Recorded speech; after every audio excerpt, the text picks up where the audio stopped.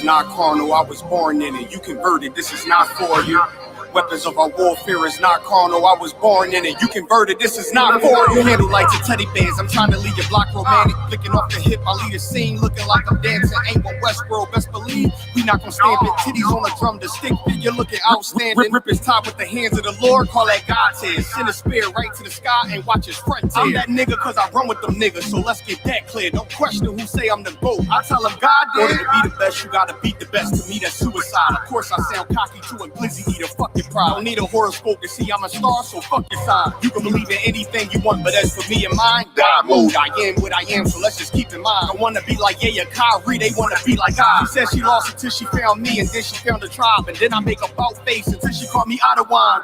The weapons of our warfare is not carnal, I was born in it. You converted, this is not for you. Leave an imprint of my legacy with a spot for you. No way you can endure to the end if you not loyal.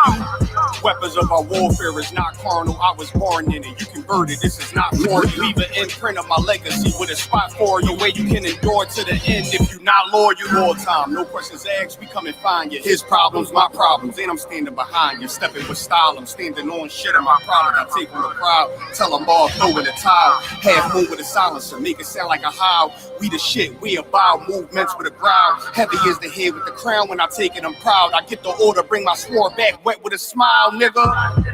I'm an Israelite rapper, nigga. Would never hit his wife, but I'll go at you. I make commitments to a gun if I'm talking about a tantrums. Nigga said he a stand-up dude, that mean we laughing, nigga. Jumped on the beat, start snapping, you leaving fractures. Red and green bean, I'm Gucci, you thinking fashion. Dad go shoot for the green, and I ain't talking St. Patrick. You screaming all lives, I'm screaming all guns matter. Keep it biblical, talking in parables, cause it matter. If I say bring Jake up, I'm talking about a ladder. He was the wave till I came with the fire, no John the Baptist. Who cared you did it first? You should be worried about who after. I'm connected to any habitat, shit I adapted. Nose job on a brand new snub is all plastic. I show up the court with jeans on, I'm never slacking. You a rapper turned Israelite, I'm an Israelite rapping.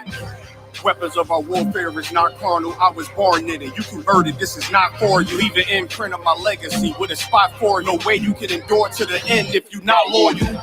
Weapons of our warfare is not carnal, I was born in it. You converted, this is not for you. Leave an imprint of my legacy with a spot for you. No way you can endure to the end if you not loyal. All time, no questions asked, we come and find you. His problems, my problem.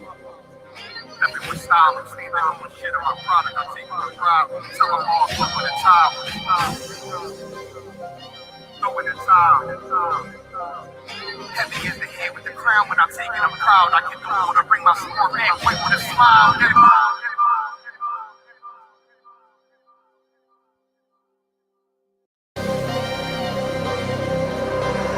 One Westbrook.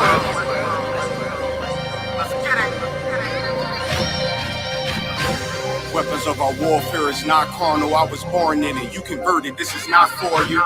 Weapons of our warfare is not carnal, I was born in it. You converted, this is not for you. Handle like the teddy bears, I'm trying to leave your block romantic. Flicking off the hip, I lead a scene, looking like I'm dancing. Ain't one Westworld, best believe we not gon' stamp it. Titties on the drum, the stick figure looking outstanding. Rip his top with the hands of the Lord, call that God's hand. Send a spear right to the sky and watch his front tear. I'm that nigga cause I run with them niggas, so let's get that clear. Don't question who say I'm the GOAT. I tell them God did. To be the best, you gotta beat the best. To me, that's suicide. Of course, I sound cocky to a glizzy eater. Fuck your pride. Don't need a horoscope to see I'm a star, so fuck your sign. You can believe in anything you want, but as for me and mine, God mode. I am what I am, so let's just keep in mind. I wanna be like YAHANNA, they wanna be like I. She said she lost it till she found me, and then she found the tribe, and then I make a bout face until she called me out of wine. Weapons of our warfare is not carnal, I was born in it. You converted, this is not for you. Leave an imprint of my legacy with a spot for you. No way you can endure to the end if you not loyal. Weapons of our warfare is not carnal, I was born in it. You converted, this is not for you. Leave an imprint of my legacy with a spot for you. No way you can endure to the end if you not loyal. All time, no questions asked, we come and find you. His problems, my problems, and I'm standing behind you. Stepping with style, I'm standing on shit in my product. I take on the crowd, tell them all throw in the towel. Half moon with a silencer, make it sound like a howl. We the shit, we about movements with a growl. Heavy is the head with the crown, when I take it I'm proud. I get the order, bring my sword back wet with a smile, nigga.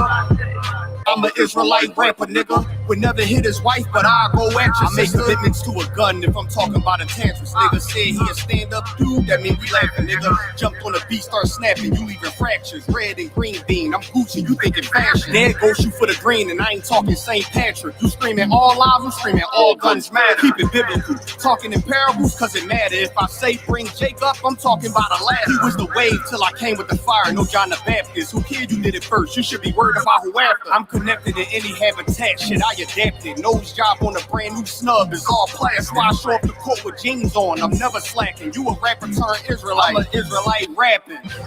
Weapons of our warfare is not carnal, I was born in it. You converted, this is not for you. Leave an imprint of my legacy with a spot for it. No way you can endure to the end if you not loyal. Weapons of our warfare is not carnal, I was born in it. You converted, this is not for you. Leave an imprint of my legacy with a spot for it. No way you can endure to the end if you not loyal. All time, no questions asked, we come and find you. His problem's my problem. Everyone style, I'm staying out with shit on my product. I take my pride when tell them all go with the time. Go with the time. Heavy is the head with the crown. When I take it, I'm proud. I get the world to bring my support back. Wait with a smile, nigga.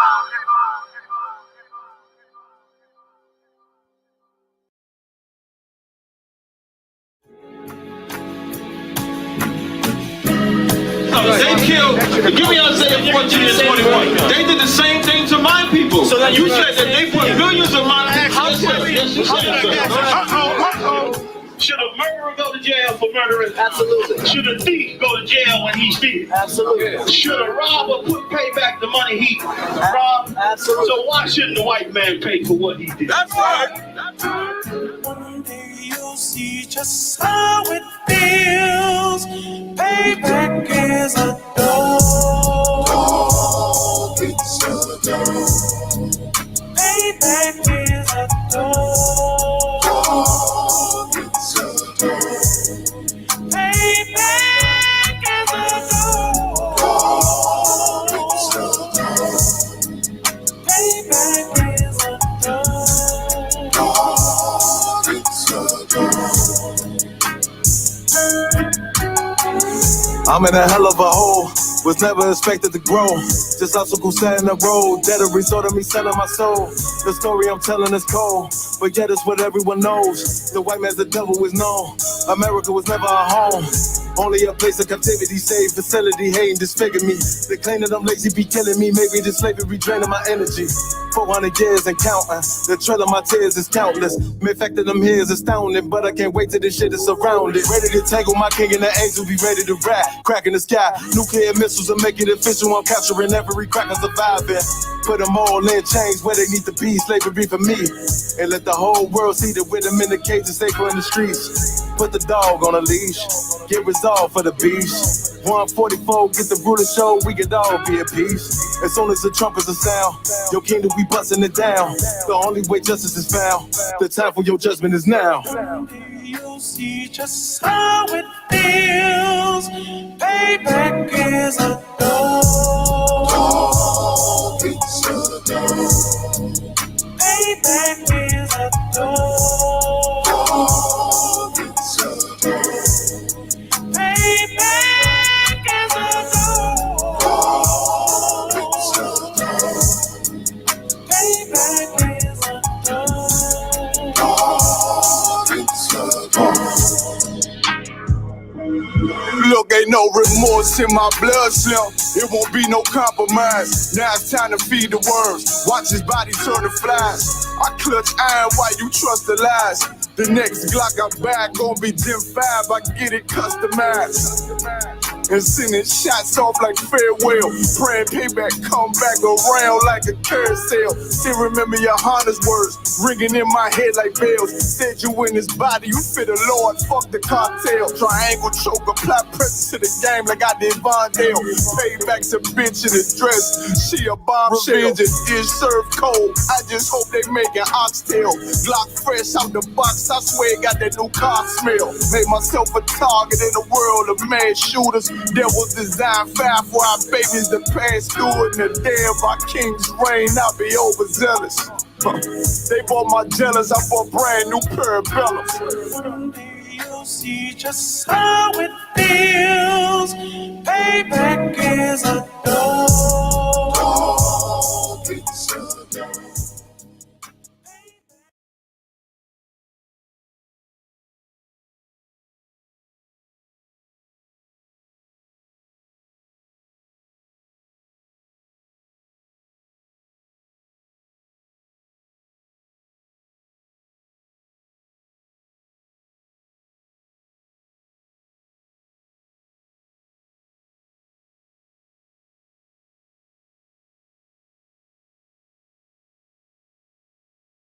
Shalom, Israel. And when I mean Israel, I'm talking about the Black, Hispanic, and Native Indians. The Lord's 54th annual Passover is going down again this year, sundown, April 1st at 500 South Salisbury Street in Raleigh, North Carolina at the Downtown Conventional Center. It's got enough room for all of us.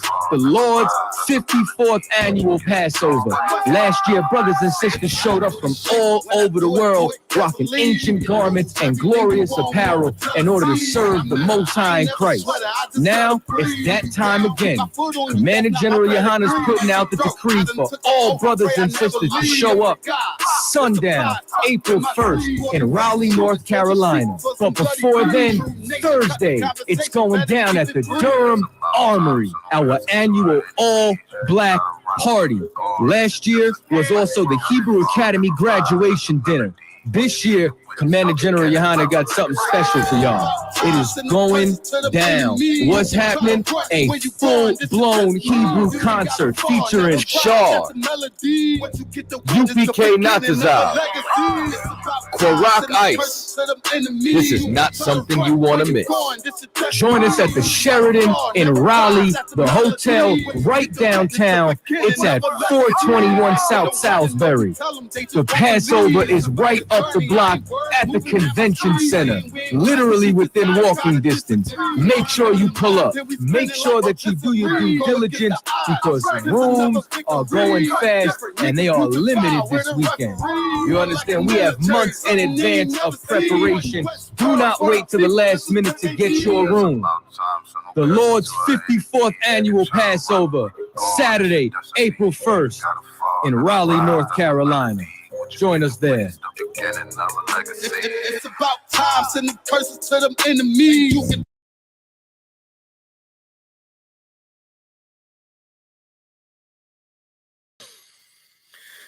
I gotta see this. World famous singer Stephanie Mills confirmed her cousins are 90s R&B music legends. Most High in Christ. Hey, Shalom, how about y'all hear me? Hey, Con, I can hear you. Yeah, how about you, Most High in Christ. Con, we up in this piece. Hey, Shalom. Damn right. Shalom, Cap. Y'all about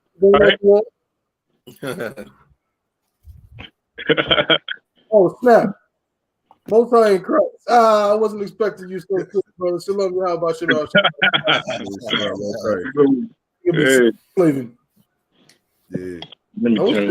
Hey, so like, is the audio coming through Twab and everything? Con, we up in this piece. Hey, man, let's go ahead and just clap it up, man.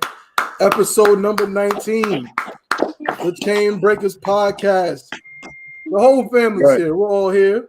You know what I'm saying? Shout out to everybody. We're going to get this thing rolling, man. This is the Chain Breakers Podcast brought to you by the I.S.U.P.K, the Israelite School of Universal Practical Knowledge, started out of 1 West 125th Street, Alderman, New York, under the leadership of Commander General YAHANNA. You understand? Been doing this thing since 1969, teaching the truth according to the Bible. That so-called Blacks, Latinos, and Native Indians are the true Jews, the true Israelites in the Bible. You understand? In accordance with that work, the Chain Breakers Podcast has been commissioned by Commander General YAHANNA to do the same thing we've always been doing, just in a different way. You understand? This podcast is all about breaking the mental chains, the mental shackles that have tormented and destroyed our people for over 400 years in this God-forsaken place called America and throughout the four corners of the earth.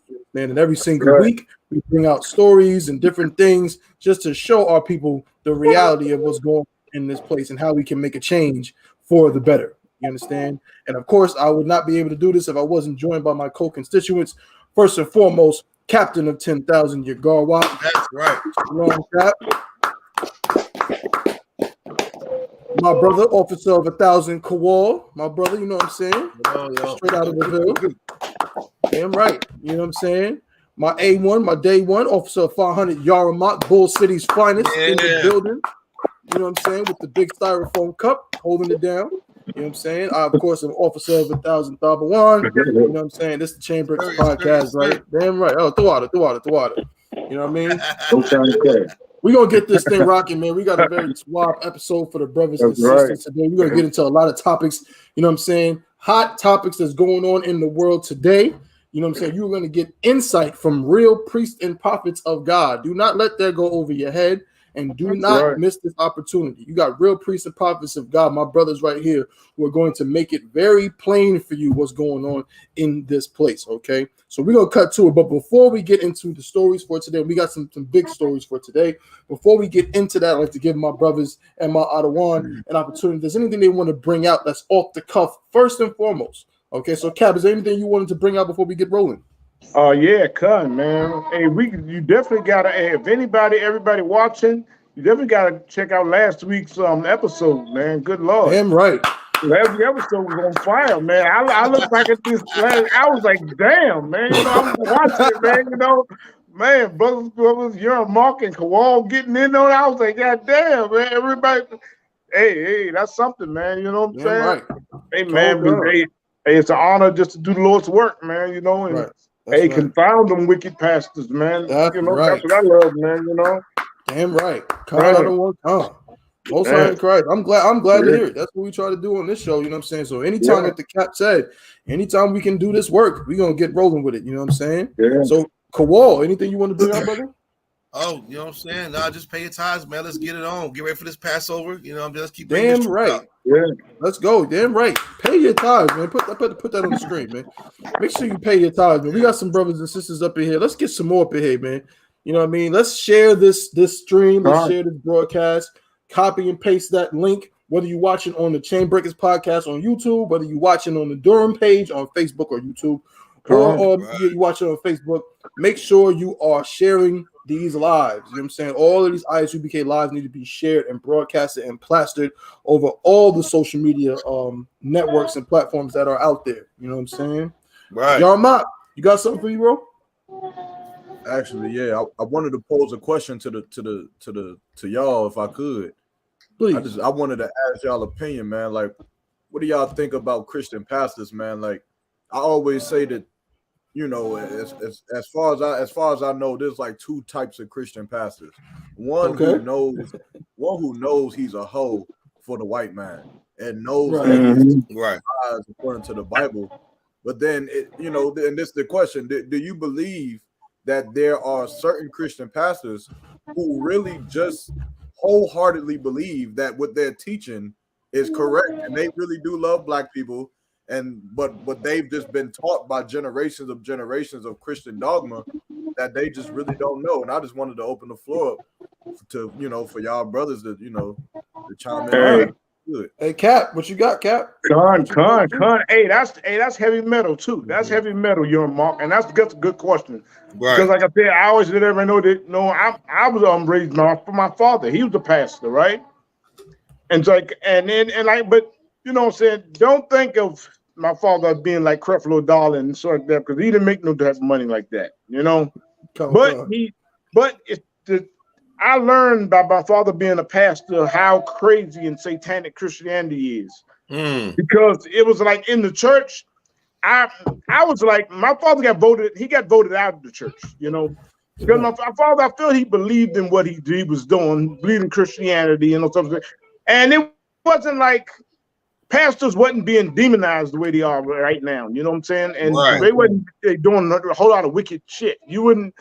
So it was like, and then like I said, he didn't make no money. He got them shit every Sunday after church. Shit, he went out working, driving cab and driving limousine. You know what I'm saying? So to support the family, he wasn't getting no money from the church. You know. Right. But it was crazy because it was like I used to hear my father when he come home. and talking to my mother, like, and he just say stuff like, that faggot make me sick. And I'll be like, Dad, why Daddy talking about the people in the church like that? You know, calling him a faggot and stuff like that, man. And you know, it was something wrong with Christianity. And like my father, like, he's traveled all the way to Israel trying to find this truth that I'm getting now. Wow. So it's like some of them may be out there that's really like don't even know what the hell they doing. That's right. They don't know what they're doing. And then it's like some of them, like your Mark said, know what they're doing, but they just keep on. Hey, they're getting money. They're getting money, and so and it's supporting them so good that they robbing the people and they know the destruction that they're doing. That's why it's prophesied in the Bible where it says, "Woe unto the pastors." That's right. You know what I'm saying? Because it said the Most High knew that these pastors was going to come along like Creflo Dollar and stuff like that. You know what I'm saying? So like I said, when I was 9 years old, my father was voting out. He was voted out of the church. You know, he was voted out of the church. And I used to remember we used to play outside, and there were three old black women, Judite women, and they looked at us while we was playing. And damn, you was young, we were little kids and shit. Like I said, I was 8 years old or something, and my little brother, he 5. And we were playing, all 4 of us, me and my 3 brothers, we was playing outside, and she said, one of the old ladies said, yeah, Reverend Thompson, he come here every Sunday with all them bad kids. And they looked at us like we had the plague. They were looking at us like we were just some little monsters. And, you know, I was one of them little kids, but, you know, I just didn't stare at people, you know. So they was probably saying, damn, you know, what the hell is wrong with him, you know, because I was just sitting there staring at the kids, staring at them while they was talking about us, you know. And I looked at my brother like, damn, are we that bad, you know? So it's like, you know, Christianity is a real satanic, evil religion. You know what I'm saying? Right. And that's heavy what young Mark was saying, because why? It's pastors that know, and it's pastors just come and they think it's some truth in it. You know what I'm saying? They think it's some truth in it. That's why some of them get beyond trying to battle against TITHES. Right. They really think it's some truth and some good to it, but it's not. You know, but it's not. You know, it's like, you know, they just poisoned by Christianity. You know what I'm saying? So that was just heavy what your Mark brought out, and just and that's my input on it. You know what I'm saying? You got some of them that may know, and some of them that know and just evil as hell and greedy as hell and just don't give a damn about black people. But it's some of them that really going to try to do something. You know what I'm saying? Because like my father used to go down to Lorden Penitentiary and talk to the brothers. Talk to the black brothers and stuff like that. He used to do a trip like that, you know. Him and his it was another brother that was a friend of his, a Puerto Rican brother, you know. And so they used to try to go and just do things together, and, you know, and then help black people and Hispanics and stuff like that, you know. But it was something wrong with Christianity that it's like my father didn't even know. That's right. He didn't know it, but he was like trying to figure it out. You know what I'm saying? Trying to figure it out, but he never figured it out. You know what I'm saying? But it's like, that's why I got to fight for this truth. Because like I said, it was, you know, my father died without even knowing the truth. He died without even knowing the truth. And now it's like I can go ahead and, like, you know, who knows, man? Who knows? I might get the the opportunity to raise my father when he come back into the earth. That's right. You know what I'm saying? I might get he might come back in through my son or through my brothers, sons and stuff, my nephews. Who knows? I might get a chance to raise my father, to raise him and teach him this truth that he was looking for when he was here the first time. You know what I'm saying? You know what I'm saying? So, you know, I'm gonna go ahead and yield. I'm gonna yield with that. That's heavy, y'all. Walker. Well, I know you got some input. I know how you feel about the Christian pastors. Oh man, you know what? I'm gonna be a little light on today. Psych. It's crazy that, you know, the Christian pastors, man. That's a good question. Obviously, y'all might pose, because, you know, I thought about a lot of things. Like, you got like you said, the 2 types, and it's weird because if you ever had a job, like let's say being a cop or being in the Esau's military, once you wake up to the truth and the knowledge, you realize you can't do that job anymore. And it's like pastors never have that awakening. Most pastors never have that awakening. They never have it like, damn, I've been lying and stealing money for all these years. Let me go ahead and just stop doing it. They don't ever do that. That's right. And it's something that's like, it to me, it's like, it just shows how greedy they are. A brother would do 5 or 10 years in the army and say, "Man, I can't keep doing this, man. I fight for a country that don't love me." He'll start to see the woes and the oppression, and he'll get out. He'll cut his contract and get out. Police officers see how racist the police force is, and he'll say, "Man, I can't do this no more, man." Right. And he'll stop being a police officer. But a pastor never stops being a goddamn pastor. Right. Then he goes and writes books about it. That's right. Then he gets his own show. It's like he just gobbles up and eats and just has no goddamn compassion. And they're like a drug dealer will even have a second thought. He might deal crack to a pregnant lady and say, "Man, damn, I gotta stop this. That's right. Or I go to jail, or I'm done. I'm done. Let me go ahead and rap or get a car wash." Pastor, hell no. He's gonna make more churches. That's right. And none of conscious to say, "You know what I've been doing is wrong. Right. Let me go ahead and take this money that I made, give it to Commander YAHANNA. Let me help build some apartments or low-income housing for our people. Let me sell this private jet. Let me take this money I got from these books that I lied to women about, right? And do something good." Never do that. They take the money and then they just start doing their own podcast, or they'll start their own little counseling services where they continue to lie, eat, and gobble up. That's right. In the name of God. Right. God. That's the crazy part. Just this disgusting bastards. They don't ever see what they're doing wrong. That's why they're worse than drug dealers. Because every drug dealer, I haven't met one drug dealer who says, "I don't regret what I've done." All of them say they regret it. All of them. I don't care if he's rapping about it. He's only doing that to get monetary gain. But he also says kids stay in school. Pastors don't have anything positive to give out. Everything they say is a goddamn lie. And then for that, they're harmless bastards. And that's why the most death, and that's why Commander YAHANNA says something so heavy. And Jeremiah always say, it's gonna come a day where your favorite mega pastor is gonna be selling oranges on the side of the road because he can't work. He's absolutely nothing. And I yield with that. Damn right.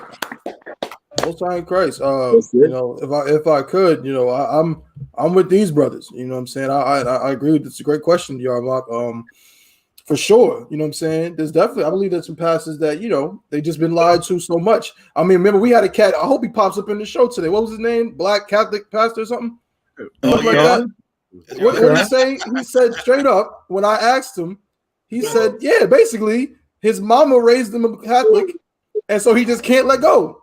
He loves his grandmama so much, he can't stop. He has to, that's his attachment to his dear old granny who he loves so much. So a lot of our brothers, it's the same thing, man. That Christianity is like nostalgia to them. It's like a beautiful thing. It reminds them of their grandmother's cookies. You know what I'm saying? The way their grandfather used to let them drive on the tractor trailer when they went down south to visit and things like that. And so it's so caught up in their brains, they can't really escape that. It's just a fuzzy feeling they get. And so they're always going to associate it with good things. And they're going to try to give that feeling to their congregation or whatever, even if, as Cap said, they may make $0, but because they believe in it so much, they're going to keep preaching that garbage to our people. And that's really, as Kowal said, that's the danger of Christianity. It's a never, crack cocaine, you cannot convince somebody that crack cocaine, even if it's a good feeling, you can't convince them it's good for them. Exactly. You know that's the difference. With crack cocaine, you can say, hey, look, it feels good.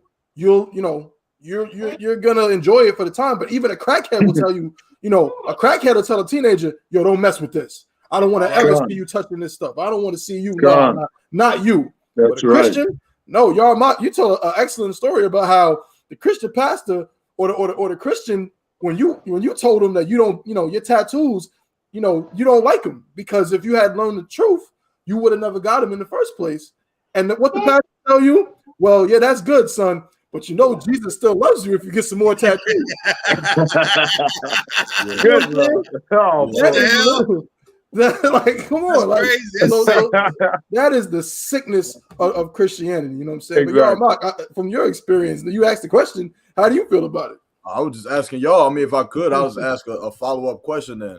So what would be y'all advice to the Christian pastors who, in their mind, wholeheartedly love, in their words, the truth? Like they want to help Black people, they want to help their people, because of course when you talk to Christians will always say commonly that they know that Creflo Dollar and TD Jakes and those are the bad Christian leaders, but their pastor, you understand, isn't bad. Their pastor isn't teaching a false doctrine or trying to whore out the people for money.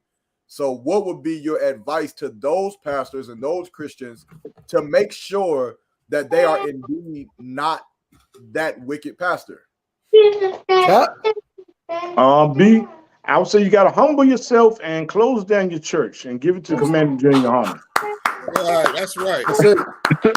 And so, and some pastors have done that. Have done that. They gave their keys over to Commander General YAHANNA.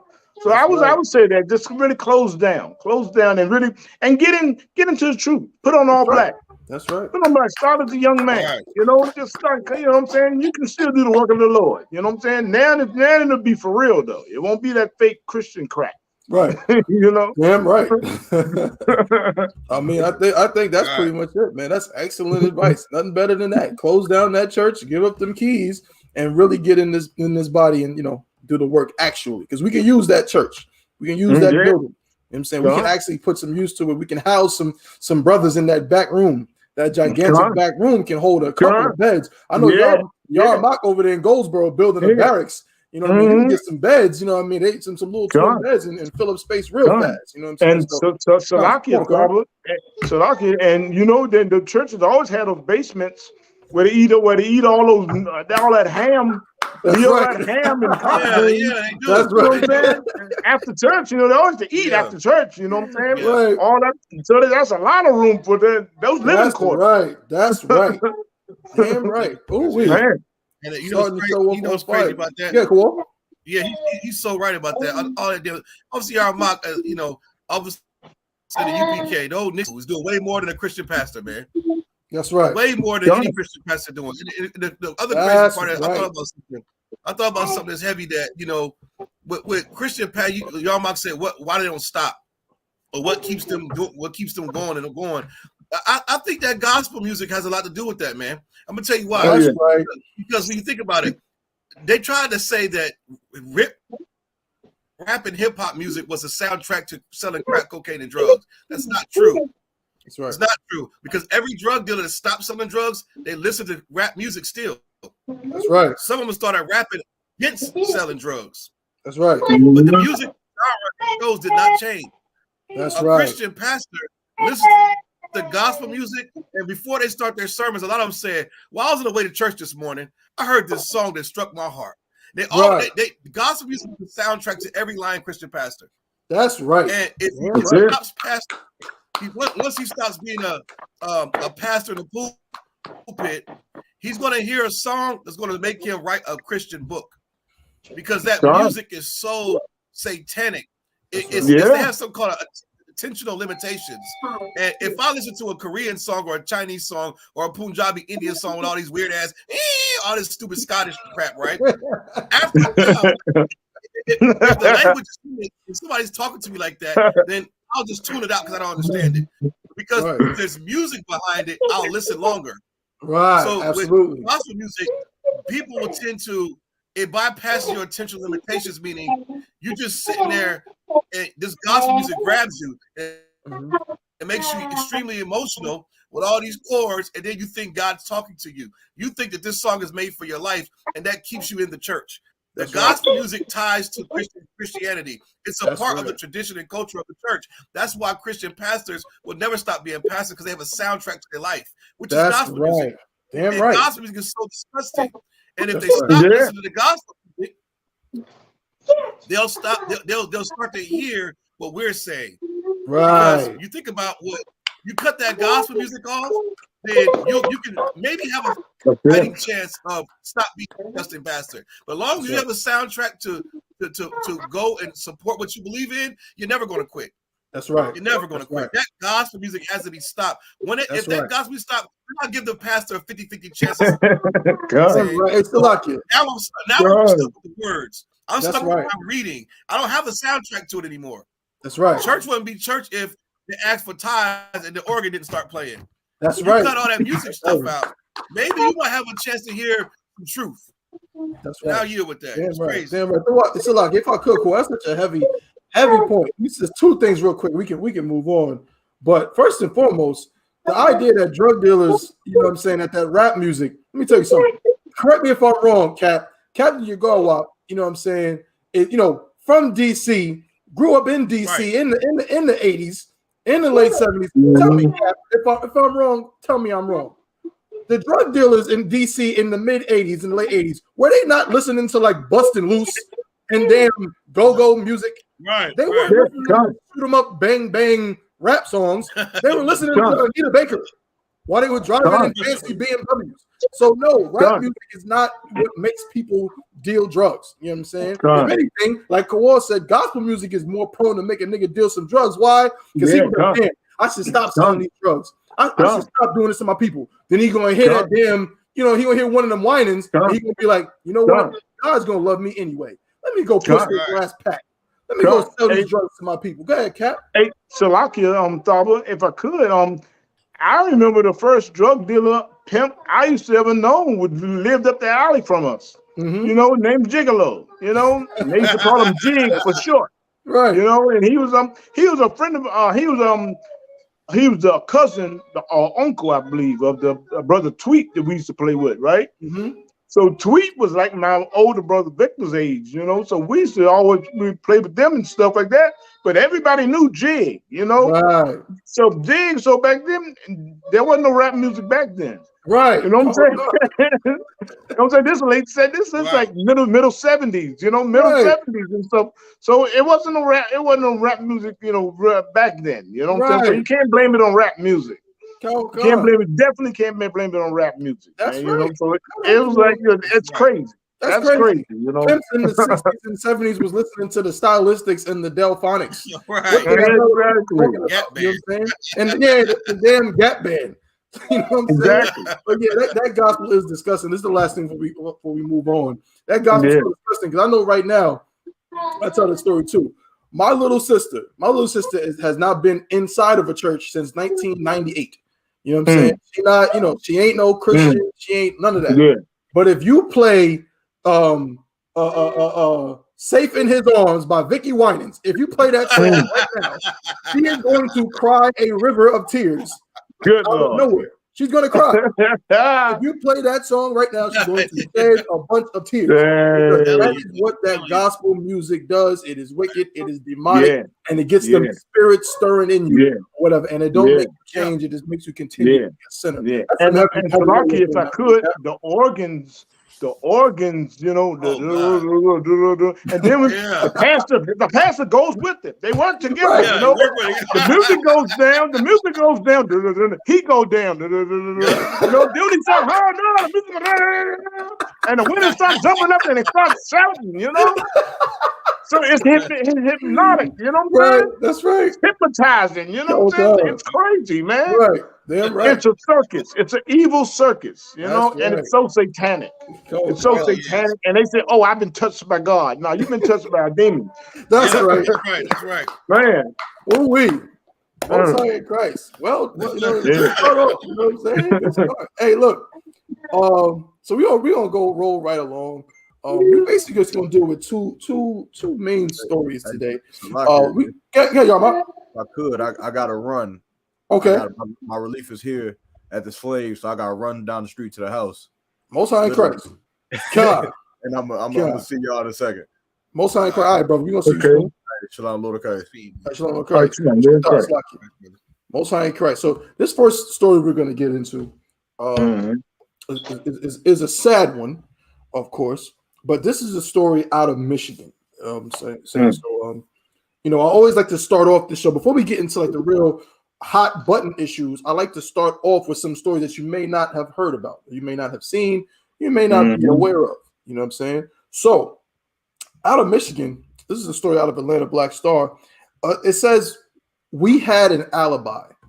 Michigan brothers, two literal brothers, who spent 50 years in prison after being framed for murder, filed a $125 million lawsuit. Okay, now these brothers collectively spent 50 years in prison. They each got 25 years, or spent 25 years in prison of what I believe was a life sentence. But I'm gonna read some just a moment, right? So let me get a photo up here. Salakia, bear with me just a second. don't know if there is a photo. If not, it's not a problem. I'll just go ahead and read it. God. So this is actually something that's been happening quite a bit. We get stories like this all the time. It says a pair of brothers is suing the Michigan county that cost them 25 years behind bars for a murder that they did not commit. Wrongful conviction lawsuit accuses police of conspiracy and asks for $125 million to hold them accountable. For brothers Melvin Dejesus, 49, and George Dejesus, 25, they are left with many questions they hope their multi-million-dollar lawsuit will help answer. The most pertinent question they wrestle with is why the lead investigator and polygrapher roped them into a murder they had nothing to do with. They hope their lawsuit prompts the accused to own up to the allegations outlined in their lawsuit. Let me see if I can play this. The pair of brothers is suing Come on, let's play this county video. that cost them 25 years in prison for murder. Bear with me just a moment. Come on, yeah, I'm gonna play this video. All right.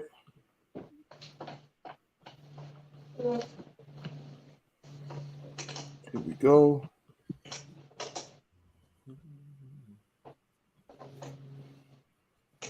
Salakia. Everything moving a little slow, but we're gonna get it.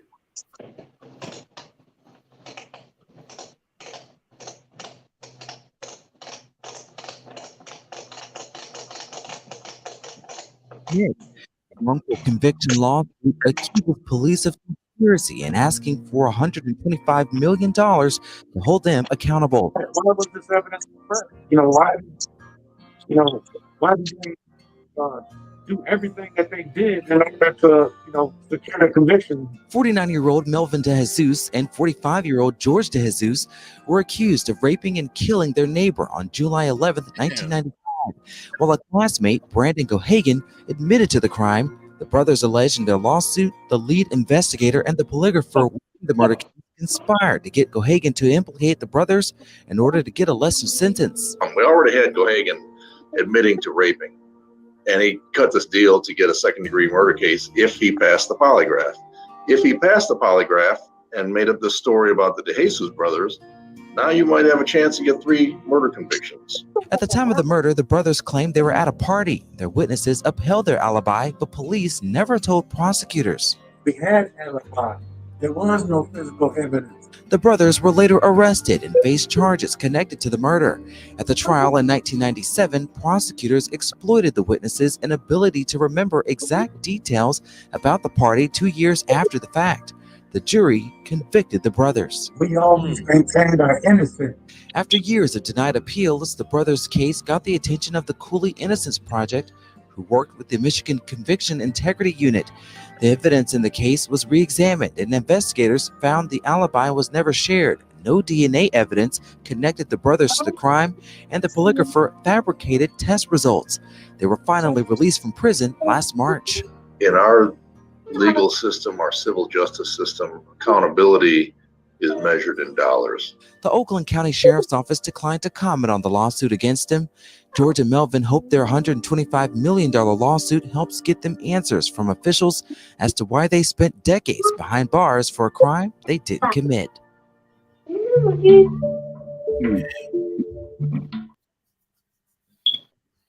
Man. It's sad, yeah. And how many times did that happen? Right. How many times have you hearing that? I mean, that story, that's like an old story. Mm-hmm. That's like an old story now, come on. It's like, come on, is it a rerun? I mean, come on, it's like the same thing happening. How many times have we heard the same story? I mean, Cap, we've covered similar stories on this show. I mean, by now, at least 40 times in the just. We're only on episode number 19, and we've covered a story like this, many times over. Yeah, come. And so, the thing that stands out to me, first of all, I think these brothers are Latino. Yeah, okay? come. So that's one of the first things that stood out to me, and I want to take this opportunity, if I could, and I want y'all to comment, if y'all don't mind.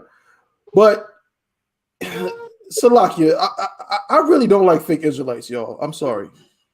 I really don't like them. I really don't like fake Israelites. It really grinds my gears, especially a blackety black fake Israelite, and that's why y'all make me sick going to them Hebrew summits and things like that. Because I'll be damned if I ever go break bread with somebody that says that the so-called Latinos are not Israelites and they're not our brothers. Right. It'll never happen in a gazillion, bajillion, million years. That's I'll never ever do it. You understand? How the hell are you going to tell me that these are not the same people as us? Exactly. If I hadn't said, if you didn't know their last names were Dejesus, you probably would have thought they were just Judites. Right. Yeah. Because we done seen this story so many times about our people, and this only happens consistently to our people, so-called Israelites. That's who this happens to, and that's it. How could you don't see this happen to whatever the hell Akon's last name is, some Senegalese mumbo jumbo. You know what I mean? Gobbledygook, ridiculous Hamite last name that he has. How come it never happens to them? That's right. Akon had the song locked up. How is that the case when they are never going through the things that we go through in this place? Yeah. So this is further proof of who these people are, man. Those are our brothers, man. And to see this happen yet again, this is the Chain Breakers podcast. We got to break. We just put in on Christianity. Captain Yagarwak, Kawal, and Yarmak just told y'all about these Christian pastors. Well, these Christian pastors, what are they saying anything about the Dejesus brothers? Are they saying anything about how this keeps happening? They're not even bringing any attention to it. But who's bringing attention to it? Commanding Jimmy YAHANNA and the I.S.U.P.K. That's who's bringing it. That's right. That's it. So, Cap, if I could, seeing this again, of course, is disheartening. Yeah. But seems to be a never-ending story. Is there a way, or is there a light at the end of the tunnel where something like this is going to subside, or are we just going to be in jails for crimes we didn't commit for forever? Is that what we're doing? It's definitely, you know what I'm saying, through the scriptures we know that the tide is going to turn. That's right. and since we all been in the truth over the years, we have been watching certain things happen, you know, where people just keep on coming in and stuff, you know. But you know, it's sad because it's like, you know, like what is it? Hosea 4:6 said, "Reject me." You know what I'm saying? When we reject the truth, you know, and things happen. This is the point that I.S.U.P.K and the Commander Junior Hahn always push. Right? You need protection from the Most High. Right. And when you reject the truth, you rejecting the Most High. That's right. So these things going to happen to you. These guys wasn't going to camp every day. That's right. Were they going to camp? Were they in class? Were they really changing their ways? You know what I'm saying? That's why it's like, it's so sad, you know, because those are our brothers, you know what I'm saying? So we have compassion on our people, you know, but it's not going to stop as long as we remain sinful unto the Most High. That's right. It's just not going to stop. It's going to keep on going. This is why we urge you. You know, and so we urge you, fake Israelites, to stop your buffoonery. That's right. You know, because really you ruining our lives like that. You know, and it's so that, you know, it's so disrespectful. It's so disrespectful to know that what Commander Junior Hahn has done, and the generals, and the way the Commander Junior Hahn had to go to court for you clowns to stand out on the street. Right. Oh my friends God. on the end of your t-shirts. You know, Commander Junior Hahn had to go to the court for that. That's right. He had to go to court to fight for the right to go out and speak on the street. That's right. So it's the reason why you have that freedom to go and look like a clown with fringes on the bottom of your t-shirt, stand up there with Nikes on. I'm trying to prophesy. You know what I'm saying? Well, people had to work for that. That's right. The men Commander Hahn had to work for that, for you to do that. You know what I'm saying? Yeah, and it's a sad thing because you're going to find out that the Lord is not with you. That's right. Right. That's the sad part about it. A lot of you fakers are like, you got all the zeal in the world, and that's good, but you got the zeal without the knowledge, like the scriptures say. Right. You know, you got all the zeal. I mean, come on, you got to really just get into this body. You know what I'm saying? Your house of Christ is not coming back for everybody spread all over the place. Right. You know what I'm saying? He's going to come to this one body and say, hey, go to Commander Junior Hahn. Who's over top of this? Who's over top of that? Yep. You know, That's right. it's gonna be like that. You know what I'm saying? We gotta stop playing these games. I got Stop the playing scriptures. these games. You know, man, we gotta definitely. You know what I'm saying? It's like us with us as a people. You know, it's sad to see our brothers, and it's continually to happen over and over again. That's right. But the only way it's going to stop is as we be righteous unto the Most High. That's right. Only way it's going to stop. You know what I'm saying? We are under the oppressor. You are under devils. You know what I'm saying? You know, and what give them the freedom to go ahead and just throw us in jail like that and laugh at it? I guarantee you, those brothers were the conversation around a lot of white dinner tables. Okay. Yeah, got them locked up. Yeah, this and that. We know they're innocent. Hey, That's let them right. stay in there. That's right. You know? That's right. Man, it's terrible, man. I got that scripture, sir. This is the book of Hosea, chapter 4, verse 6. Mm-hmm. My people are destroyed for lack of knowledge. For lack of knowledge. That means that, boy, you are lacking the knowledge of this book. That's right. You know, you're lacking the knowledge. You don't even know what the book is about. You think the book is about white Jesus coming down with little angels, the little white angel babies or something. You think the book is about this Jesus loving everybody, and it's going to one day the white Jesus is going to fly down and just pick you up and take you to heaven and live next to God. Right. I mean, that's foolishness. That's you know what right. I'm saying? It's a lack of knowledge and destroyed. And that's the main thing. You are destroyed. Who knows how these brothers going to prison have destroyed their lives? I mean, you got to put them on suicide watch. You know, like the other brother did, the young Judite brother that went to Rikers. Right. Come on. Right. You know I remember that. Yep. Yes. So I mean, come on. Then you get out of prison once you spend time in them. Who knows what happened to them? They might go and kill themselves. Right. That's right. You know what I'm saying?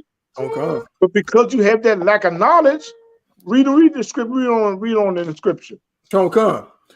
Because thou hast rejected knowledge. There it is right here. That's it. Not because he withhold the knowledge from you. You get the knowledge, but rejected it. Right. You know? Man, the knowledge was given to you. You hear it all the time, but you rejected that knowledge. That's right. And a lot of us do it. That's all them right. niggas crazy. Yeah, why don't I get a job? Come on, we heard it all. Okay. We heard it all. They're talking about the way they talk about us. Man, then when it hits home, oh, now you want to pray to the Lord. Right. Now you're going to keep believing Jesus. Okay. Right. You know what I'm saying? Hey, here it is. Here it That's is. right. Because That's you right. rejected knowledge. Okay. And read on. Okay. Because thou hast rejected knowledge, I will also reject thee. Boy. And the Lord, he rejected them brothers. He rejected those brothers. I'm quite sure that mommy and grandma and poppy, all everybody was there praying all the time, going to church praying every Sunday. That's right. You know what I'm saying? The pastor was walking around putting his hands on them and they was getting the shakes. Right. You know what I'm saying? You know how to get the shakes, to get the shakes and stuff like that, Right. Man, pastor doing that all the time, but no, you rejected knowledge, so the Most High rejected them. That's right. And how many years they stay in? 25 years, sir. Good Lord. That means he rejected them for 25 years. That's right.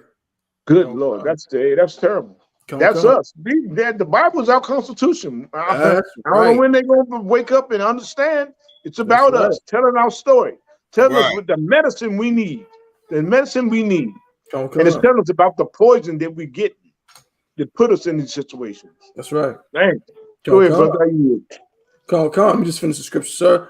I will also reject thee, that thou shalt be no priest to me. Seeing thou hast, sorry, sir. Go ahead, brother. Seeing thou hast forgotten the law of thy power, I will also forget thy children. Good Lord. Good Lord. You know what I'm saying? You're not going to be no priest unto him. You know what I'm saying? You're not going to go, come on. You're not going to be nothing for him. You can't be nothing for him. Because why? We got a bunch of Christianity up in us. That's right. Man, and he's going to reject our children. That means you're going to have, generations. This Bible was written so many thousands of years ago. He rejected our generations. That's right. Good Lord. Man. Most of that, don't mess with the power. The terrible, what the Bible speaks of. That's right. Man. Right. That's a heavy point, sir. Damn right. Most High in That's Christ. something. A lot of that, sir. You know what I'm saying? But if I could real quick, I'll come to you. But that's so heavy. That Hosea 4:6, man. Right. Yeah. True, like you said, Kev. This is truly an example of the Lord. You know what I'm saying? Rejecting us. This is why. Like, that's the answer. That's the deep-rooted answer. You know what I'm saying? You answered it so perfectly. So that's the deep-rooted answer to the question of will this continue? Yes, it's going to continue if we keep smoking weed. Yes, it's going to continue having sex with whores and eating whores. Yes, it's going to keep eating pork chop sandwiches and shrimp scampi and shrimp on the Barbie and lobster. Crap they do on YouTube, call them crab boils and all of that nasty. Right. Yeah, come. The Lord is going to continue to reject us, and you're going to eat a crab boil, and then you're going to get a call that your cousin was murdered. And you're going to be all upset about it. Like, why this happened to Pookie? It happened to Pookie because you can't stop eating crab legs. And that's why it happened to Pookie and smoking cigarettes. You understand? That's why these things keep happening. And if I could, real quick, I brought this out on Monday, when we was in Captain I.S.U.P.K's class, for the Monday Scripture Breakdown class. There was just a major shootout in Durham. You know what I'm saying? A whole drive-by in Durham, maybe 10 minutes, probably 8 minutes from the school, and about 3 minutes from where we used to hold class on Eva Street in Durham. Right. And we went out there, me, Yarmak, I-Rock, you know what I'm saying, Officer Yanazar, Officer Sadat, a couple other brothers. We went out there to pass out the flyers. And we went to that shopping center. And we walked all around. And we went in front of that exact subway where that shooting took place. We gave flyers to these brothers. There's a lot of brothers out there. I ain't going to talk about what kind of activities they had going on. I don't know nothing. But all I know was young brothers in front of this subway, and we went over there and we gave them brothers flyers.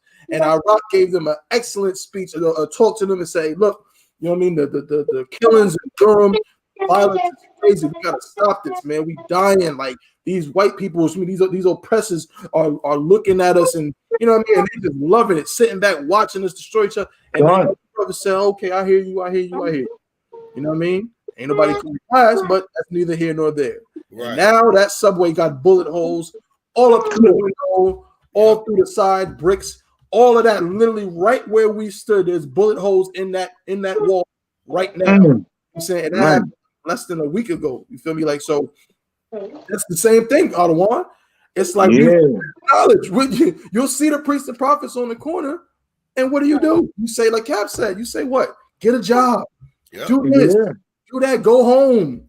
You know what I mean? Jesus saves. We don't want to hear you. That's what they say. Call us a hate group. How the hell we a hate group? We're trying to save your black ass. Salakia for my language. Right. Yeah. Save your black Christian behind, but we a hate group, man.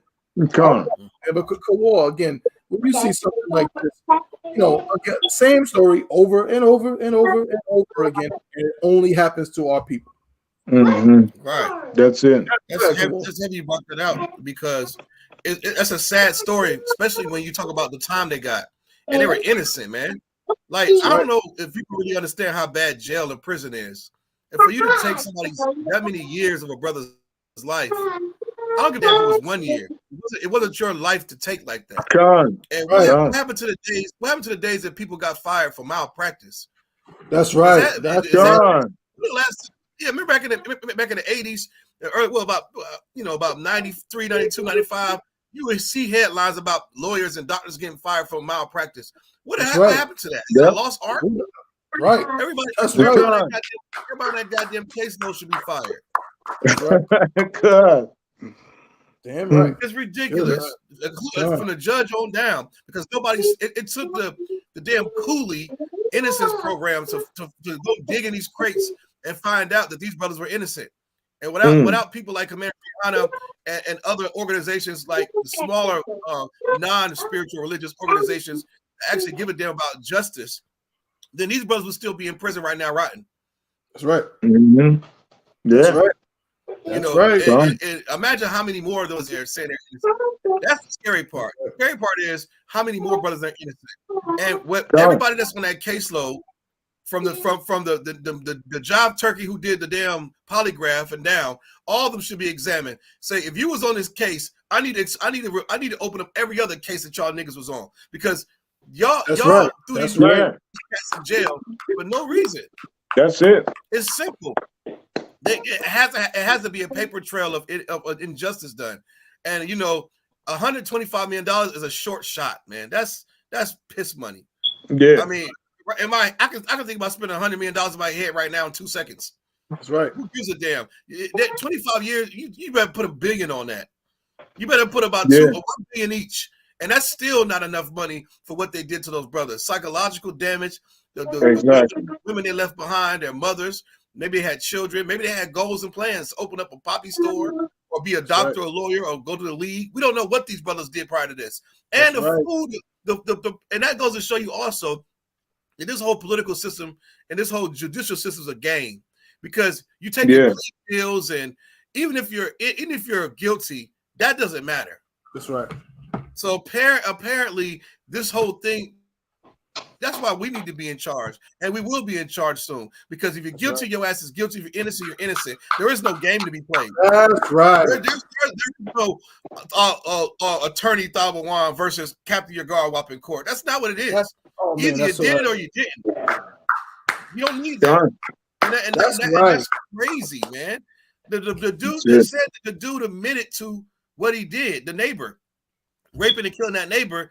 And he put it on the 2 Spanish brothers, and they were set in jail for it. That's right. It's insanity, and this place has to burn. And I just imagine us, you know, in a kingdom, and our children are grown, and we some old men, and we just walking along, or they come across some archives that's buried under some rubble somewhere. That's right. And there's some news article about some niggas that got thrown in jail for absolutely nothing. And your kids are reading this with chains on and the finest fabrics. They're reading this and they're royalty. Like, they threw us in jail for what? They can't believe it. Right. We're still alive saying, it was like that. It was like that. That's they won't even fathom that kind of injustice. And that's the kingdom. That's the kingdom we're fighting for. That our children can't even fathom us even touching a jail. That's for heathens. That's right. Yeah. That's jail is for white people in Africa. It ain't for Negro. It ain't for Israelites. That's right. Exactly. They're not even going to know what that's like. Exactly. And that's the day that's what keeps me motivated and loving these stories, and going to camp and teaching classes and paying my tithes and supporting this truth, this brotherhood, because that's the day I'm fighting for. If we don't see it in this lifetime, I know my children will, because there's no way in hell we can keep living like this. No effing way. With that. You know, that's crazy. If I could, right quick. We can't even get justice in movies. Right. We can't get justice in movies. They just, I mean, come on, man. And look, it's funny when you were just talking about that Kawal. It was a movie called The Last Innocent Man, and I believe it was Tom Selleck played in it some years ago, and he wrongfully got framed by these 2 dirty cops, detectives, and so in the end of the movie is he got out and went and got the cops back, and what killed one of the cops, and then the other cop got arrested and went to prison. So justice like that happens for white people in movies. Right. You know what I'm saying? We can't even get that. Right. We can't even get that. You know what I'm saying? And that was like a movie. Look, that was like, hey, justice. He got justice. You know what I'm saying? Right. But we can't even get that. We can't even get stuff like that. You know, our movies end in this sadness. You know what I'm saying? Right, but it's but the oppressor is just he can see himself getting justice. Mm-hmm. He can see us getting justice, but far as us, we can't even get that shit in a movie. Right. You know, we can't even get it in a movie, but they get justice. You know what I'm saying? And all the time, how many times have you hear of a white man getting locked up like that for so many years? You know what I'm saying? Never. You know, you never hear about it. You never hear about it. You know, but it happened to us. That's right. Happened to us. So now they found out, and it's so evil. It's not like if you look in all these cases where people spent so many years in prisons, they had the evidence a long time ago, of course, and people knew about it. And you had people who knew about it, but they just buried it. And just go ahead. It's the number of the nigga. It's number of the stick. Let them go ahead. Let them rot. Right. Let them rot. You know, ain't no sweat off our back. You know what I'm saying?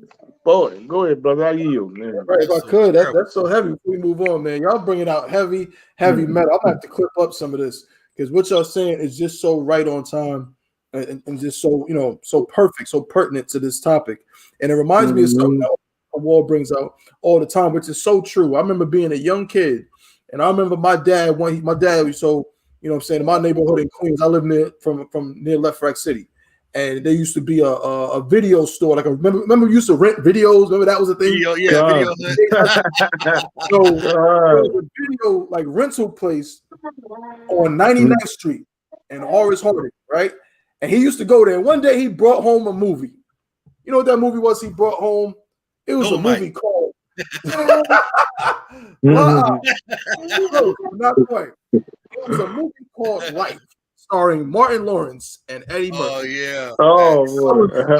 I had to be about maybe 10 or something like that. I remember watching this movie, and it was so funny, you know, because they're funny brothers. It was so funny. These cats was 106 years old at the damn Yankee game. I'm like, this is the saddest thing I've ever seen. Yeah, you know. This is a horrible movie. You know what I mean? Exactly. Right. That's what brothers is talking about. That jail is no joke. You are ruining brothers' lives because you think another nigga. That's what the dude said. He said, what is it when he said, is there any truth to what this man is saying? When he said they was innocent, he said, what the hell does it matter? At least the state of 50 years of free labor.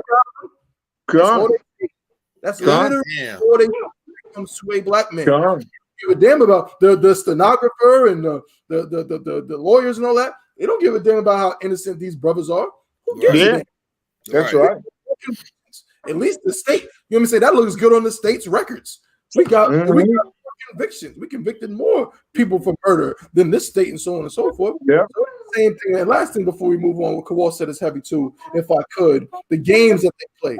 America is hell, man. This is hell for a black man. Could you imagine you being innocent and you come to find out that the DA is some big time, well-known, excellent lawyer? This is the Captain America of lawyers. This is the world's strongest man of lawyers is the district attorney, and you got what? What they call it? Like a when they give you a lawyer, it's like what they call it?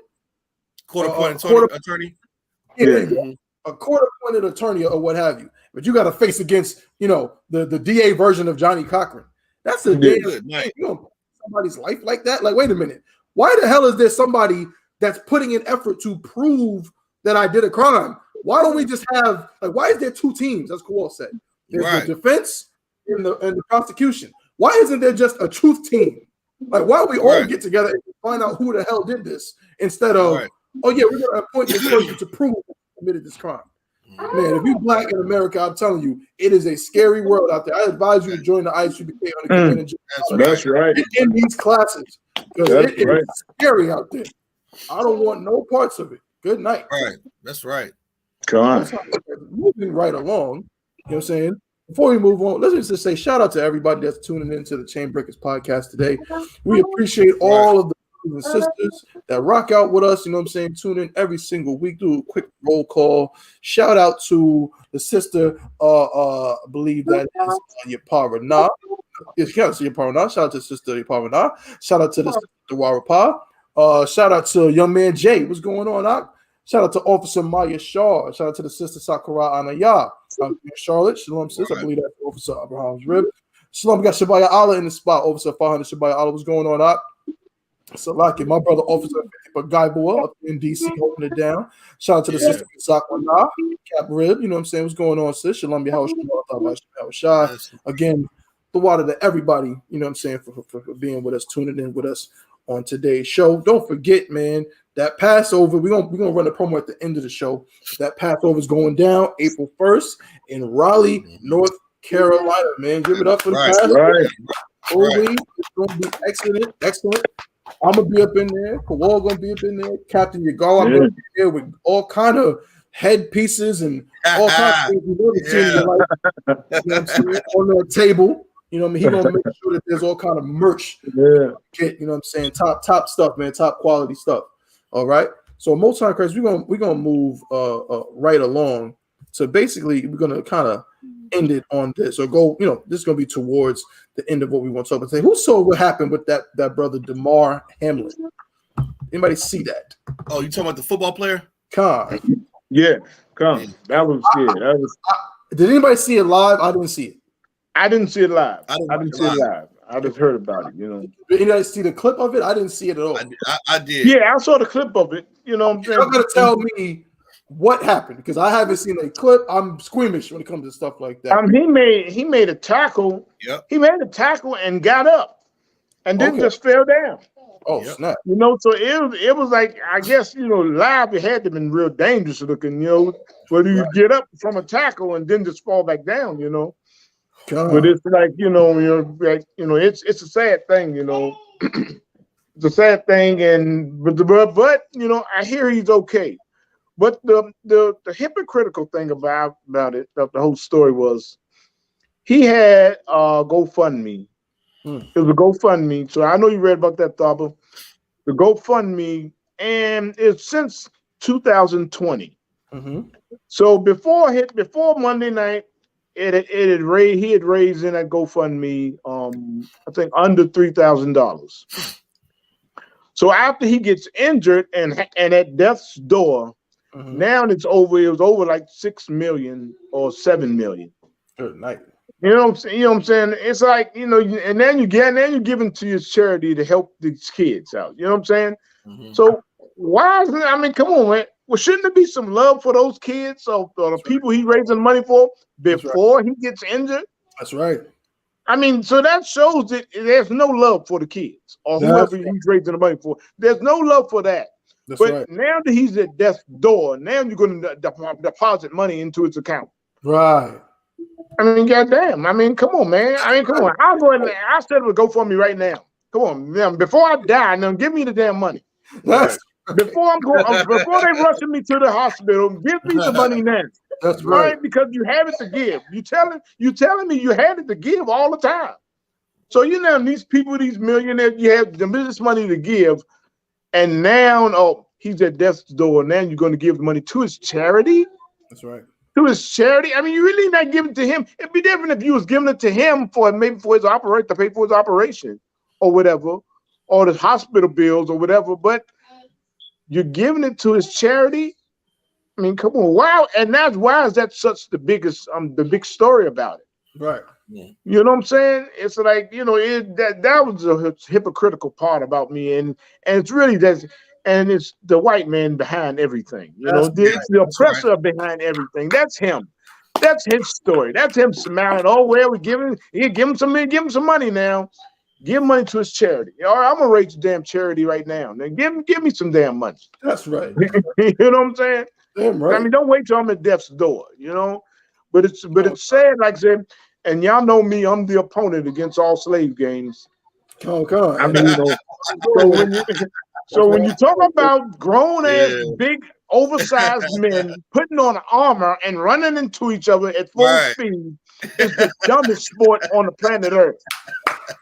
I mean, it's stupid. I mean, it's the most idiotic thing. And are we shocked that he had cardiac arrest? These are fucking trucks running into each other. Right. I mean, come on. Are you shocked? I mean, are you surprised? How can you sit in that stadium or on TV and be surprised that he's down there with cardiac arrest? Right.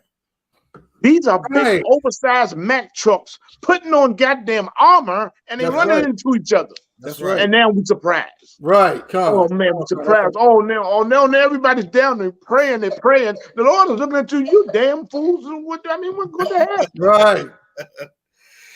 I mean, it's sad, because, and the reason why, and like I said, the football game is like, it's very entertaining, like any other sport. It's very entertaining, but you can really, I look at behind the scenes, the rats behind the scenes, those damn owners who's making billions and paying, they're able to pay these football players millions because they're making billions and trillions. That's right. And they the rats behind the scenes that you don't see. You know what I'm saying?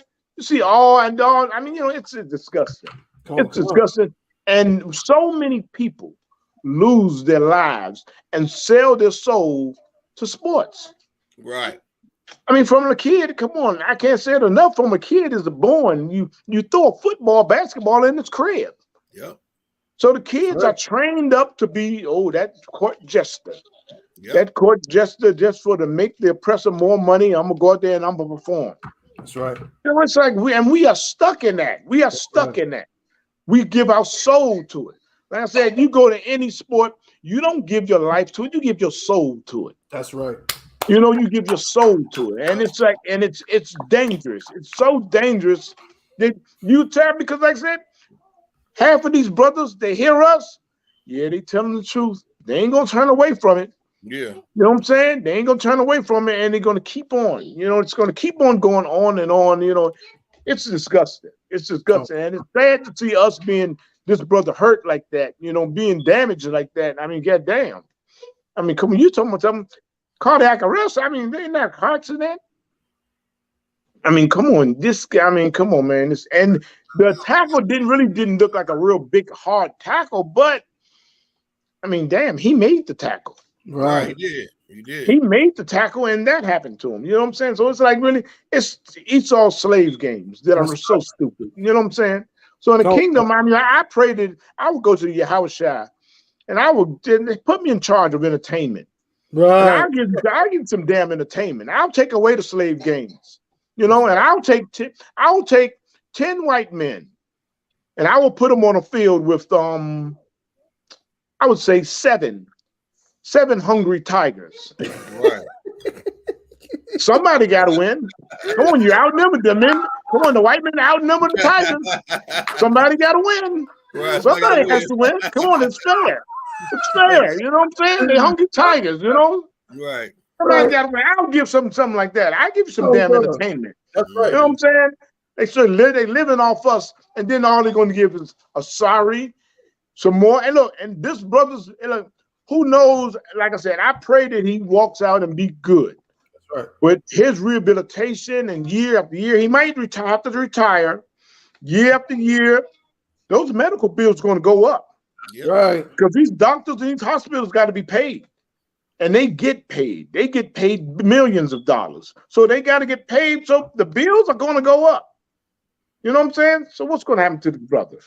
Right. Then when the bills really go up, you know what I'm saying? 100,000 here, $1 million here, $1 million here. Well, that operation, with the machinery and everything, that's going to come to like $2 million. Right. And I don't know. I mean, shit. What the hell? You know what I'm saying? All for a slave game. That's right. All for a slave game. All right? But we live for it. That's all we live. All we can do. We love this game, like they say. You know, love that game. You know, a nigga got to run a touchdown, and a nigga got to shoot a hoop.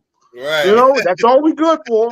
That's all we good for. You know what I'm saying? You know, I want us to really just, you know what I'm saying? You know, we got to do better as a people. Right. We got to do better as a people. We can't live for sports. That's right. We're gonna live for sports because I don't believe that the Most High Christ, the Most High in Christ, and the angels are running around, crowded around the TV watching the Super Bowl. Right. They're not watching the Super Bowl. You know what I'm saying? They're not all excited. You know what I'm saying? And they're not listening to your prayers because you turn your back on the laws. Right. You turn your back on the laws. You know, even your prayers are abomination. You know, he would turn his ear from hearing the law. You know what I'm saying? So majority of these black guys, Hispanics, and who's in the NFL, majority of them are turning their back on the law. They don't keep the law, statutes, and commandments of the Most High. They don't. I mean, they're not in the truth. They're not in the truth. You know what I'm saying? You know, and I'm really I'm being modest. Really, I don't see none of them out. You know what I'm saying? But maybe some of them seen, I'm seeing our videos and stuff like that, you know, and a lot of people are seeing a lot of our videos, you know, so it's hope for some of them, you know, it's hope for some of them. And like I said, I told y'all the story before.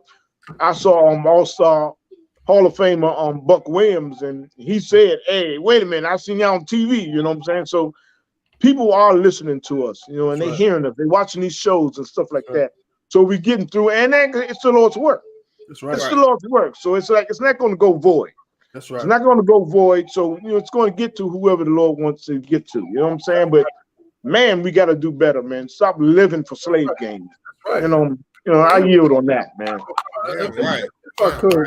And cool. I'm coming right to you, bro. But if I could, That's a heavy point. I mean, let's just talk about again. I love saying this in this exact way. We are in the Israelite school of universal practical knowledge, and practicality is in short supply in the world. People do not understand practicality. Practically speaking, if you have to wear shoulder pads and a giant helmet to do something, it's probably very, very dangerous, and you probably could die. Now, again, we don't want the brother to, be harmed. We don't want the brother to, die. We want the brother to get out and recover because he's in Israel. He's our brother. We want him to, to get back to life. I can't say I want him to get back on the field because that probably isn't smart. But yeah, we want the brothers to recover. But you got to understand, when you play these slave games, no different than the games they had us play during slavery, no different than the Mandingo fights and things like that took place. It's always a positive. That's what it is. That's what they really want to see. They really want to see. That's why I noticed that quarterback is always protected. You understand? If you breathe on Tom Brady wrong, you're getting all kind of flags thrown at you. You get damn near tossed out the game. All of that is in place because most of the quarterbacks, especially the ones they really love, and they're pushing it out.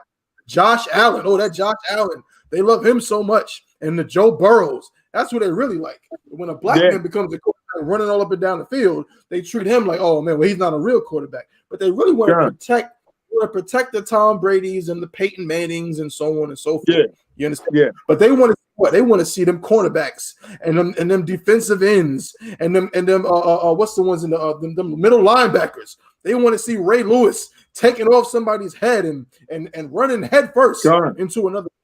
That's what they really want to see. And we really need to reevaluate our priorities in this place. Of course, they throw the money at you and the dollars, but is it worth it? I'm gonna show a video and let me read a little bit of this article, just one paragraph. And Kawal, I want your comments on this. I thought this was very, pertinent and heavy to the situation. So this is the article about the president. Damar Hamlin asked who won Bills Bengals when he woke up. That's what he asked. This person who went into cardiac arrest. By the way, cardiac arrest. He's 24 years old. He's 24 years old and obviously in tip-top shape because he's an NFL player. And the first thing he asked when he woke up, he was so messed up he had to write it down. He couldn't say it. He had to write it on a piece of paper. It said Buffalo Bills safety Damar Hamlin has begun to communicate in writing with his family and others who have been at his bedside since he went into cardiac arrest 3 days ago. And his first question was, did we win? His doctor said Thursday. And then it's a quote. The answer is yes, Damar, you won. You've won the game of life. Good Lord. I guess that's why he got the $6 million in the GoFundMe. He won the game of life. Isn't that funny how you win the game of life when you go cardiac arrest? I'm telling you. I'm sorry, so cool. I'm coming to you, but they love a nigga that's injured. They do. They love an injured, messed up on his deathbed nigga. They love it. They fell in love with 50 Cent when he got shot 9 times. I remember when that first album came out. Nobody cared. Nobody cared. As soon as he got shot 9 times, then they loved him. Muhammad Ali, they hated him when he was the, you know what I'm saying? What they call him? He was talking all that crap. They looked at him like a big country. I want that nigga shut up. But as soon as he had the shake, like Cap said, as soon as he had that Parkinson's and couldn't talk, and he was like this, now he can hold the torch. Now he can hold the torch in the Olympics. Same thing with this brother. When he was alive and well, y'all gave him $3,000 to the GoFundMe. As soon as he's in a hospital and possibly can still die, now you want to give him millions of dollars, man. They love a nigga when he's down and out. They truly do. Well, the brother on damn near his deathbed, his only concern was, did we win? Does that strike you as That's not shocking. That's typical what they call dumb jock syndrome. Like, you're not worried about nothing else. My mama okay? Does my kids see it? Did we win? Like that's all you really cared about. And you watch too many movies. Yeah, I remember playing. John Madden, 92. Me and my brother, we used to argue over that game on Sega all the time. Right. And in John Madden, we used to play You know, we was always playing Cowboys versus Bills, Redskins. My brother, big Kyle Ripken, not Kyle Ripken, that's baseball. It was Mark Ripken, and he was a big fan and all that stuff. You know, I'm sorry ass damn Redskins. I hated them. And, we used to play, but on the game, if you got hit on Madden, you know, once you got hit, the ambulance would come on the field. It would do a little thing, you know. It's like 32-bit graphics, and it'll put the player in the ambulance. We'd be like, "Let's go talk about hell yeah, nigga, look at your ass sleep." All right, my mama, y'all better shut up on that if I make him put that game up. And we used to be so hyped. You put somebody in the damn ambulance. That was part of the game. It was like hell yeah, what? So you know we out here hitting. We out here hitting. Like that was a culture. Now different. A nigga get hit, he on the ground sleep. They everybody holding hands praying. It wasn't no praying. You got hit. Your team went to the sideline. Maybe your homeboy who's there stood over the body for a minute. Like, okay, you went to the sideline. You drink, get away. The game continued. It's part of the. It's a barbaric sport. You can't make something barbaric humane. Right. Exactly. How is that possible? And then you get mad at Skip Bayless for being a white man. That's right. He was older than me. He came up with those days when niggas had soft helmets. Right. You got your head knocked off. The game kept going. You just go take this nigga to the hospital. All right, hook him up. Let's finish this goddamn game because we got money tied. This is a $1 billion industry. We got money tied into this. That's right. One nigga don't stop no show because of the fact that he had the CPR. That was scary. The CPR part, we have guys like Hank Gathers. Remember Hank Gathers in the 80s? Hank Gathers on the basketball court. Very scary thing. And a lot of times, a lot of times the brother's heart would stop, you know, and they're right in the middle of a free throw, chilling, and then he just collapsed. Or a brother, he hit the guy, he got up, and he got dizzy and fell out. Those are scary things because brothers have heart conditions, or all kind of other things going on. But it's a sport and it's a game. You know, was it okay for them to stop the game? Of course. But if you're a GM, if you're a greedy white man, or if you're a GM or you're some old white guy who's used to the good old days, you're gonna look at that like, hold on, what do you mean stop the game? I got a parlay for $3,000 on this. Keep this shit going. I understand both sides. That's right. If a person is saying they don't understand, it's just like, okay, come on, man. Like, you gonna really blame this white man for being mad at the game still going? We're gonna talk about that. Oh well, sorry, Slakia. Then too, you know, the brother, like you said, you got these big, you know, 6'8" linemen, these 320-pound linebackers, 240, you know, 5'11", running a 4.240, hitting you full speed. I mean, have you seen how big Ray Lewis is and Jerome Bettis, the Bucks? Like these guys are Luke Kuechly, some big white boy coming screaming across the middle. It's like you're gonna get hurt. I'm surprised more injuries aren't happening. Exactly. The more protective gear they add, brothers still getting hurt. So you got to understand when you play something barbaric like that, and for pennies, pretty much, you know, for pennies compared to what these owners are making, of a hot dog and beers and ticket sales and commercial side and all this stuff. It's a sad thing, but you know what you signed up for, brother.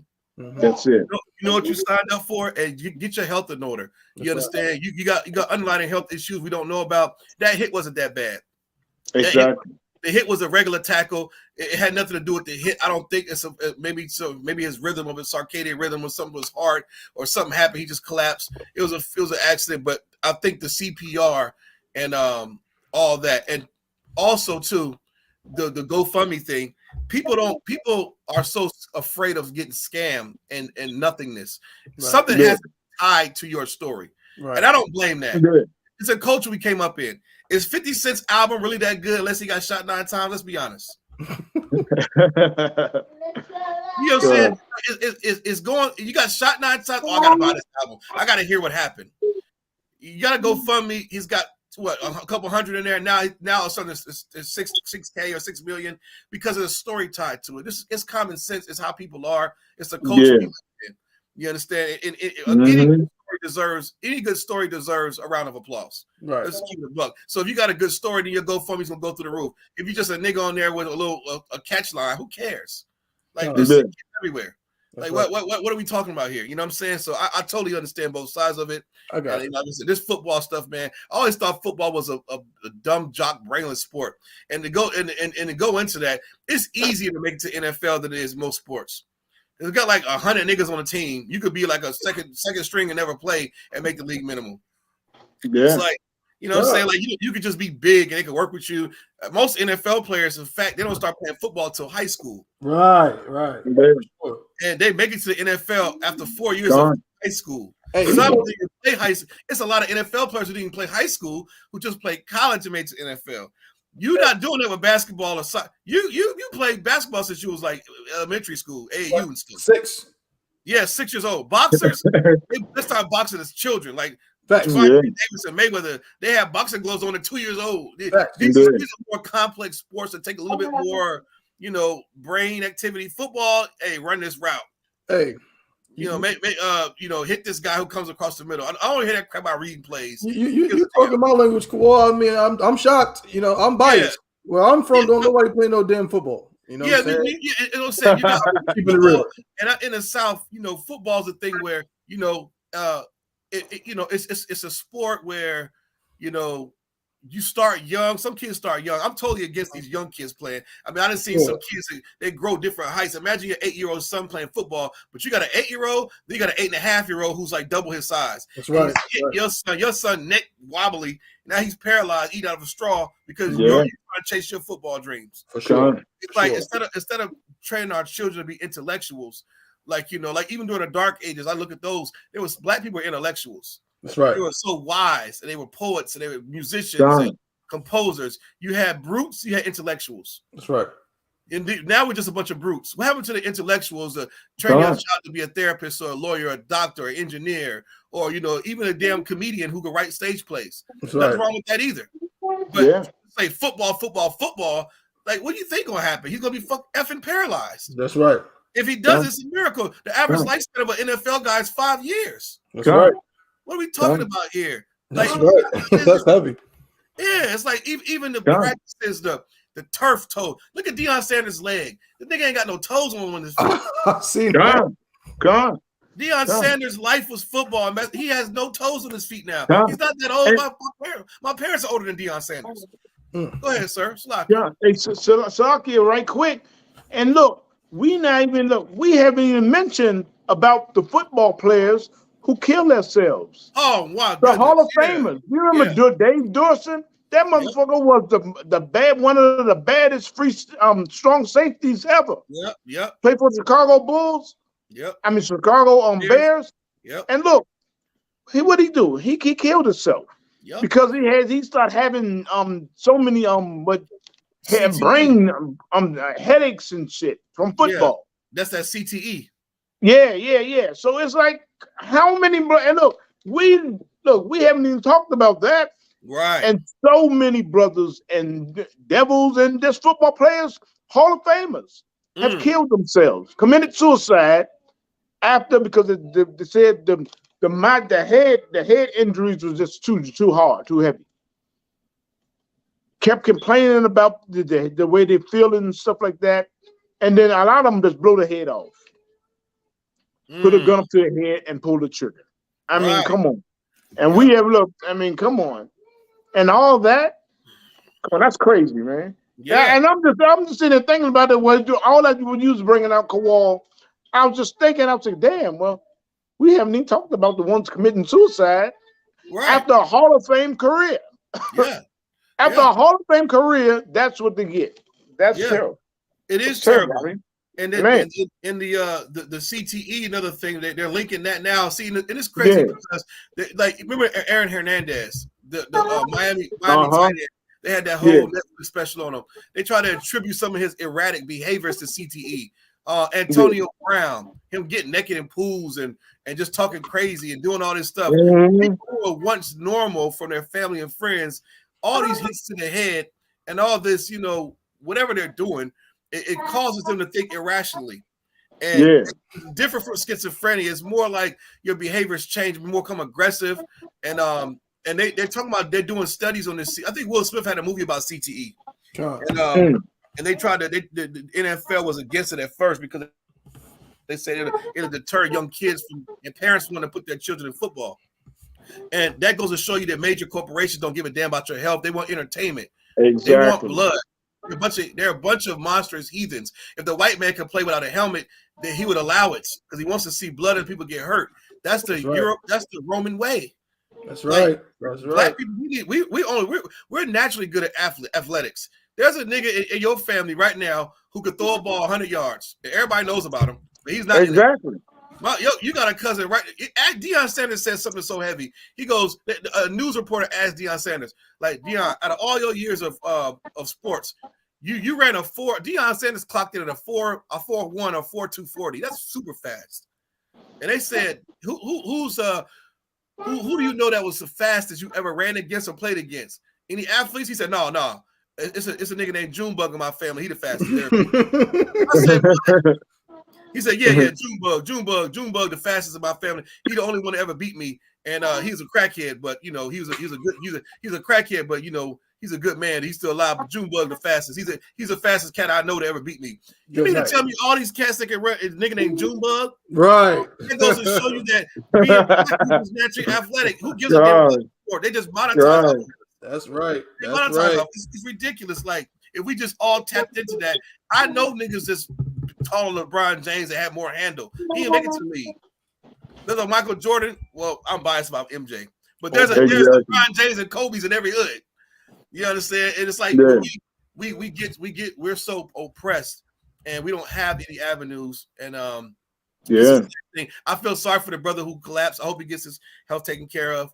But all football players, man, you Negroes better start taking that money and flipping it and doing something where you're more intellectual. Help your communities out. Stop being a goddamn joke for the so-called oppressor. That's right. Like you run up the goddamn field for 20 years, and then they give you a trophy after it's all done, and you crying. Like, what the hell you crying? Like, I get it, but come on, what are we saying here? That's and right. Then you just automatically your kids, you put the ball at Captain Guards, you put the ball in their crib. You put the football in their crib. So you already mapping out his brute. He's not going to be intellectual. He's going to be a damn brute. That's right. He's going to be a monster on the field. That's right. It's crazy. Like we go on for days. It's so many dynamics to this sports thing that you can keep uncovering, but I yield. God. Most High in Christ. Heavy metal. You know what I'm saying? From the brothers going in on this particular topic. Again, I'm not too familiar with football like that. You know what I'm saying? It's just not very, again, we don't have a lot of football fields in New York, but nonetheless, it is something that brothers, are just naturally tend to be good at. As with most things with athletics, as with damn everything on earth.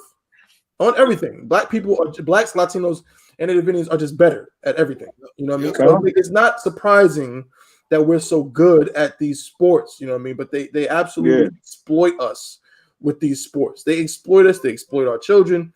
And I wanted to run a quick video on this topic. So bear with me just a moment. I'm gonna play this, you know what I'm saying, to add some more to this discussion. This is a brother. I'm not sure what show. I don't think it's on ESPN. It's on one of those sports shows. If anybody knows who this brother talking is, let me know in the chat. Or if one of the Akim or the Ottawa know who it is, let me know. I'm not too sure who this brother is, but this must be some sports talk show. And this brother had this to say about the situation with Damar Hamlin. All right, bear with me just a second.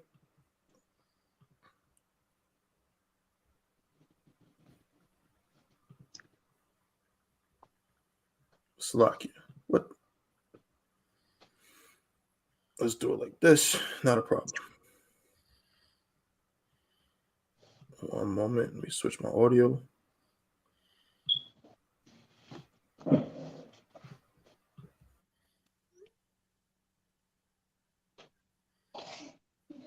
We in left field. I'm kind of hot right now, too. I'm kind of hot. Because we do this every freaking time something happened on this field. Everybody want to pivot and act like I done heard people talking about, just the mental health of the players. And you can die. They don't even know they could die out here. We sit here and talk about this stuff every single time. Schedule remakes, how we going to make it up, what the league feels about it. I don't give a damn what the league feels about it. Let's keep it real. Why we don't talk about the stuff that matters? This young man, you want to know? You want to know how? What this you need to know about him? He's 24 years old, right? He got a contract for $160,000. That's his bonus, and he earns $825,000 this year. You say, T. Bush, why are you talking about this man's money? Because guess what? He's been in the league 2 years. That means he's not vested. That means if he never plays another down in his life, he don't get another check for the NFL. Let's be clear about this. You got to play 3 to 4 years before you even sniff a pension. So all this heartwarming and prayers and condolences don't do nothing for that boy's mom that got to go home, look at her son, and he might need extensive care for the rest of his life. Right. And you know what the NFL will tell you? Well, we'll look out for the people like him. No, you won't. No, you won't. Let's talk about the disability policy for the NFL. Right?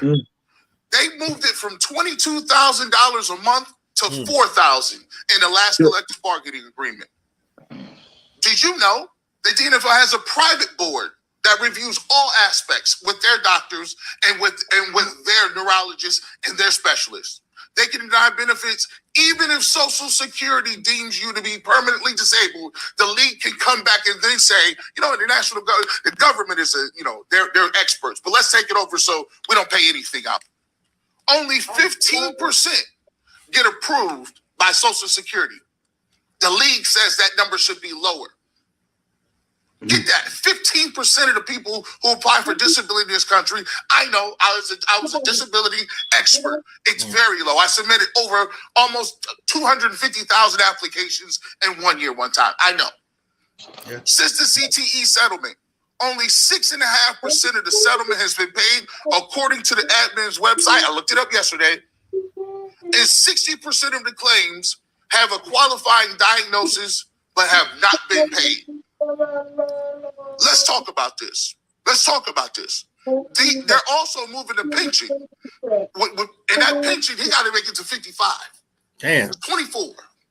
And they've moved that between 3,000. They moved it down to 3,000 when it was 5,600 a month. And the last stat that you should know about is the Bills owner Terry Pagula owns the Sabres as well as the Buffalo Bills, and his net worth is $6.7 billion. My question to you is, NFL, when do salaries become guaranteed? If you know these young men are going out there and they can die on that football field, I don't give a damn what your thoughts and prayers are. Do the right thing. I just heard Aditi say it 7 times. This is a savage sport. Men are dying every week, and you covered that up during CTE, and now you want to act like you the top of the food chain because you got the CPR people on the field on time? That's the least you should do.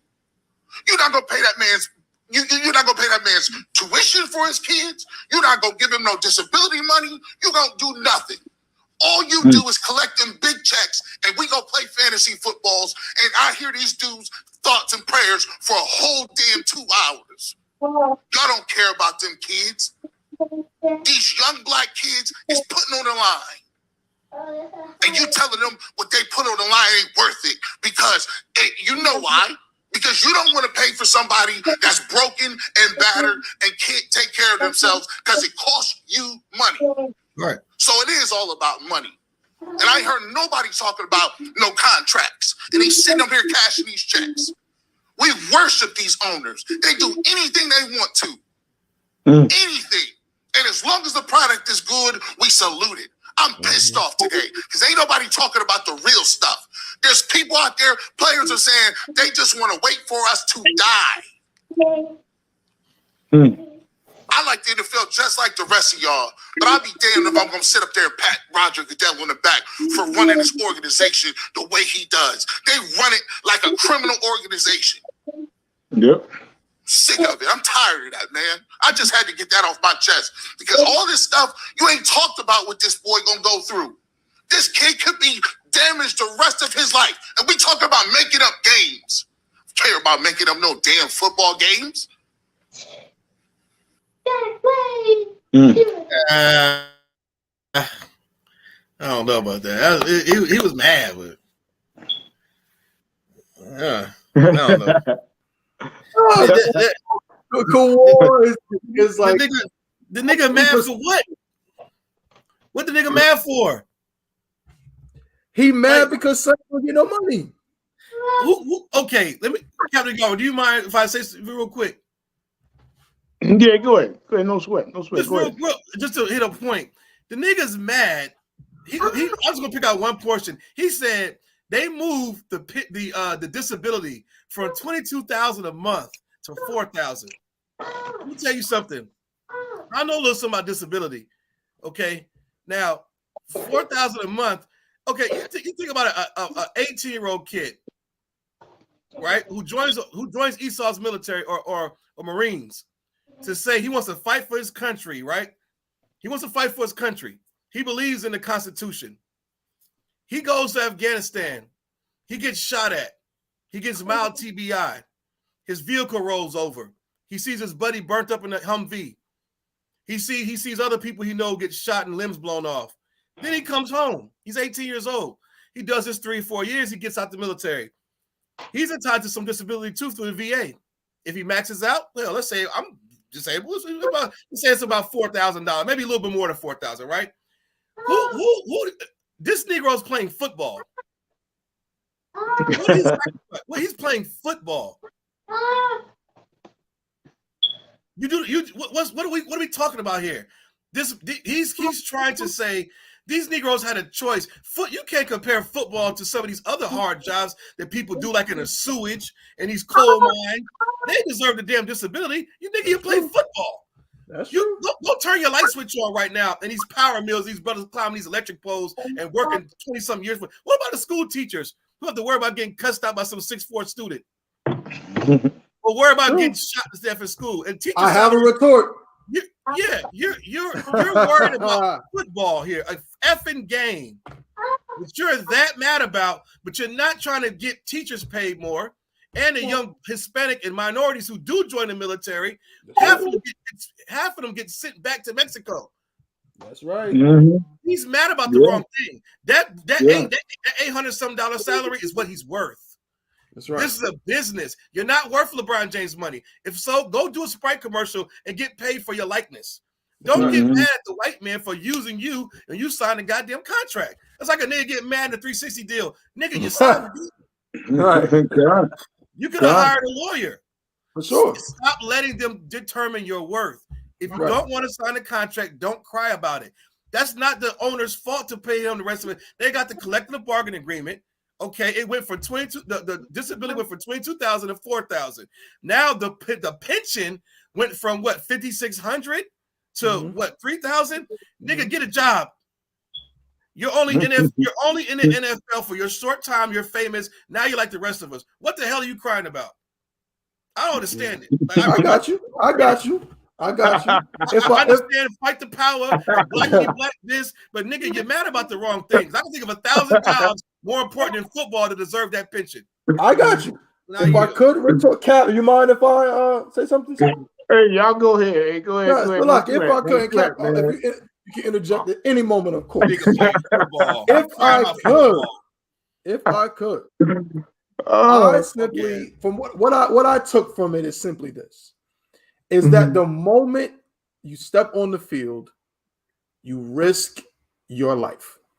The moment a black man steps on that field, he risks his life in order to put money in the pockets of some person who's already a billionaire who doesn't have to worry about putting on a helmet and running into somebody's shoulder and breaking their neck or getting cardiac arrest or what have you. Now, I'm with you. Of course, a football player, the fact that a football player gets paid more than a teacher or anybody that does one of these ridiculously hard jobs that are so important to the fabric of, the world working a certain way, I completely understand. I agree with you with that one, Kowal. But the reality is this. You said it's a business. Right. Teachers don't bring in billions of dollars. A nigga that can catch a football, unfortunately, is in a capitalist society worth more than a glorified babysitter, which is what most high school teachers and elementary school teachers, they're glorified babysitters. That's what they are. People got to go to work. They got to leave their kids somewhere for the 7.5 hours that they're gone. So they leave them in the care of teachers. But a nigga that can run 100 yards in 8 seconds and jump 18 feet in the air and catch a football, guess what? Millions of people are going to watch him. Millions of people wouldn't pay to watch a teacher teach well. Millions of people ain't going to pay to watch the debate team, but they are going to pay to watch this brother run like damn Speedy Gonzalez and catch a football going at 100 miles an hour. So while it is unfortunate, we do live in a capitalist society. It is a business, and the reality is these brothers, the owner wouldn't have $6.7 billion if it wasn't for brothers like him who's willing to literally break their neck for them. And so for all I took from it, again, I'm with you, Kawal. The priorities are out of whack. There's no denying that. It would be silly of me, a priest and prophet in I.S.U.P.K, to pretend like the priorities are not out of whack. Why is this brother so mad about some damn football? I'm with you. However, I will agree with him in the fact that the NFL, with all of the crocodile tears and we love you and the prayers, and you put up a little graphic, oh, we're with you, Damar, and everybody gets down on one knee. Meanwhile, when it's all said and done, they don't give a damn about that brother. They don't care about his life. They don't care about none of that. It's all a money grab, and it's just a show. So I can agree with him on that part. But I think in the grand scheme, I'm gonna lean towards you. So I presented myself like I was gonna retort. I think I'm gonna lean towards what you're saying.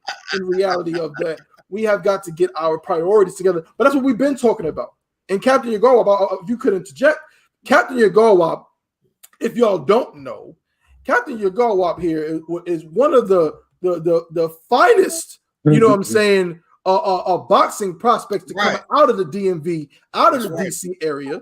You understand? If you don't know that, right? But now he's fighting a fight that is way more important than going in a ring and pummeling other black men or other Latinos, you know what I'm saying, or Native American Indians. Now he's fighting for the Lord, you know what I'm saying? And that's the more important thing. So Cap, I mean, if you could give us some insight. Hey, that's someone who was in that world. That's so heavy that you went there, because it's like I was thinking of a precept I pulled in the class the other day, and it was about it's Matthew 24:2, when the disciples came and they was telling Christ, YAHANNA Christ, about the things that was the way Jerusalem was coming up. You know, the way the temples was the way the temples was being built and stuff, and how everything was nice. And YAHANNA just looked at them and was like, hey, what you're seeing now, all this stuff is going to be tore down. Right. All the stuff is going to be tore down. It's always going to be tore down, you know. And he was just trying, YAHANNA, he was always thinking like in the spiritual sense. He was thinking in the spiritual sense, like this stuff is going to be tore down. I'm going to die. I'm going to die, and I'm going to be raised up. The temple is going to be tore down, and they're going to be built back up. You know? So he's like coming like that, you know? So with this brother barking about all these type of stuff like that, we are as priests and prophets of the Most High, we are thinking out of the box, out of that box. We are thinking of, hey, this stuff is going to be tore down. It's going to go away. Right. Like Commander Junior, I heard him say when I think the first Passover I went to, and he was saying this place is an illusion. You know, it's an illusion. You know, right now it looks good. It looks good. We running up and down the field, scoring touchdowns for millions of dollars. You know what I'm saying? But one day something gonna happen to you, just like what happened to Hamlin. You know, it's gonna be gone.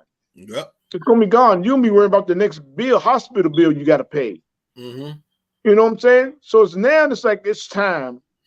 It's time for us to really wake up out of our sleep. Really understand and serve the Most High. You know, why they sitting there worrying about all this type of stuff and, well, you know, a pension and stuff like that? The white man ain't gonna give you shit.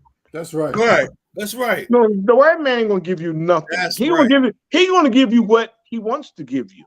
Yep. You know what I'm saying? Not what you deserve, but what he wants to give you. What he feels that you're gonna be better with, but not what he feels like he want to give you. That's right. I don't give a damn. I don't give a damn about us. You know what I'm saying? Right. So our brothers all bent out of shape and stuff like that. What are you telling? You're in the oppressor's kingdom. Damn, you're in the sinful kingdom. Amos 9 and 8. You know, you are in the sinful kingdom that the Lord is going to destroy. So while you in this illusion of, hey, you barking about this, and it's going to change their mind. It's not going to change their mind about anything. We're going to still suffer like that. I mean, these curses are against us. Right. You know, that's why, you know, I love the job the Most High gave us. That's right. To really wake up our people. Why this joker sitting here barking about, man, they don't care about them. It's right. You're right about that. You're right about that because it's a sinful kingdom. They're not supposed to care about you. Right. They're supposed to throw you pennies when you need a million. That's right. They're supposed to do that because they are oppressor.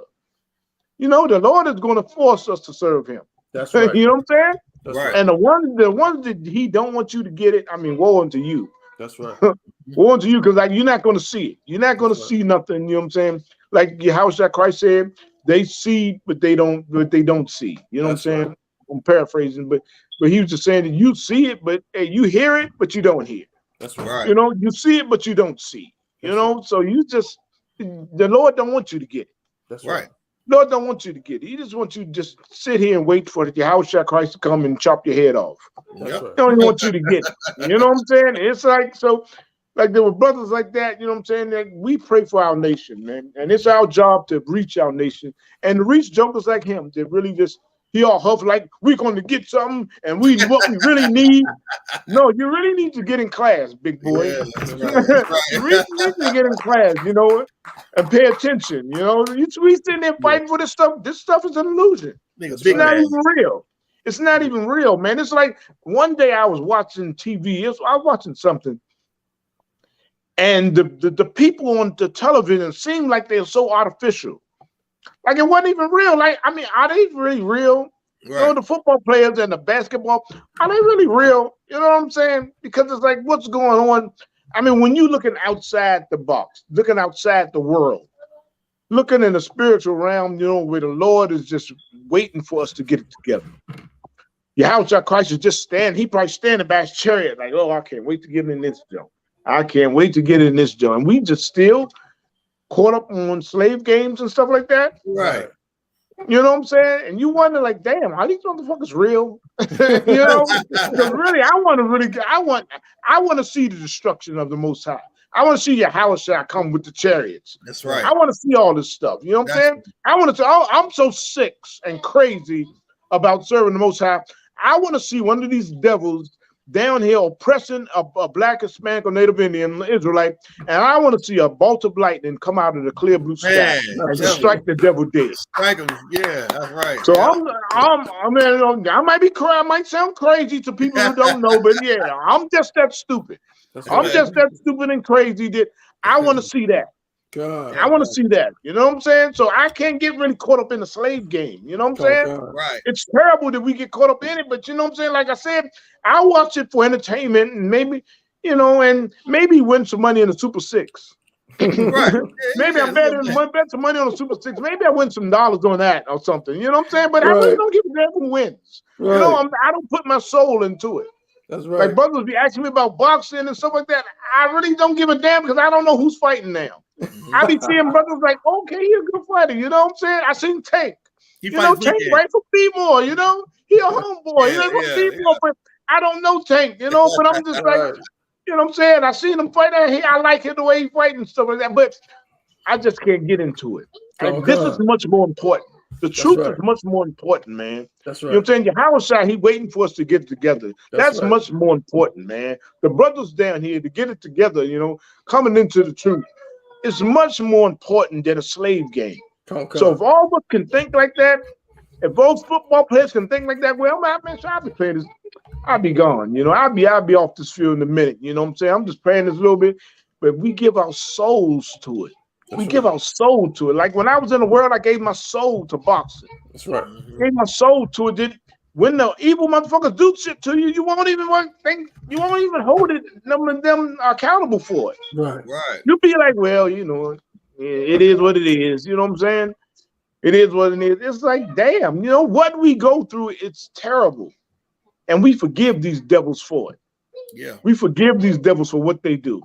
You know what I'm saying? And with the sports, you know, like I said, I've seen it from the boxer standpoint. You know, like the people behind the scenes. people with the money and stuff like that, and stuff like that. I only can imagine like dealing with like a team wise what these billionaire owners do to these players and what they. I mean, come on, man. I just really don't want to think about it. That's right. But we all tied up in all this type of stuff. You know what I'm saying? Right. Nah, this truth is much more important. I really don't give a damn. This truth is important. You know what I'm saying?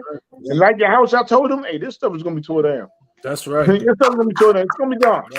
It ain't gonna be here. It's gonna be gone. You know what I'm saying? So I tell brothers like, hey, you all huffed about that? I tell that same brother, hey, don't you know the chariot's gonna be here? Don't you know the sky's gonna turn black? And you're not even gonna be able to fucking see, and you're gonna see some chariots come down and look like aliens, and they just gonna come and just destroy everything. Yep. I mean, come on. Let's really just look at that. You know what I'm saying? I look at that. I can't get into a slave game and what they doing. A devil is going to be a devil. Yep. A devil is going to be a devil. That's it. That's who they are. That's who they are. That's the heritage appointed unto them. So says Job, 20 and 29? Right. That's the heritage of the heritage appointed unto them.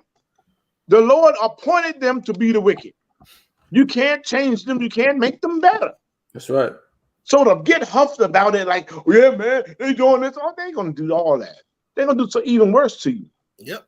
Even worse. I mean, come on, Lord only knows the damage that they're gonna do around the corner. I mean, goddamn, some more evil is coming. That's right. I mean, goddamn, so man, really, it's like, man, I love the position I am in. You know what I'm saying? I'm on the Most High side. That's right. I'm on the Most High side, and we're gonna pray for you, brothers, and we're gonna be on these shows. We're gonna be on the corners. We're gonna be everywhere, trying to wake you up. You know what I'm saying? And I pray that the Lord have mercy. I pray that you one of the ones that the Lord chose to understand this truth. Understand the truth, and don't be the ones like the people like, I don't understand that. I just don't get it. I can't see why y'all doing this. Nigga, you're gonna die. That's right. Nigga, you more than die. It might be tonight. You know what I'm saying? So right. You just can't get it. Woe unto you if you just can't get it. Right, you can't get it. You know what I'm saying? Man, it's terrible. You know what I'm saying? Brother, I yield, man. Right. Who is I ain't crazy, bro. I thought you had why y'all shot for these hardcore brothers. Always put things into perspective, keep it real for the viewers. You know what I'm saying?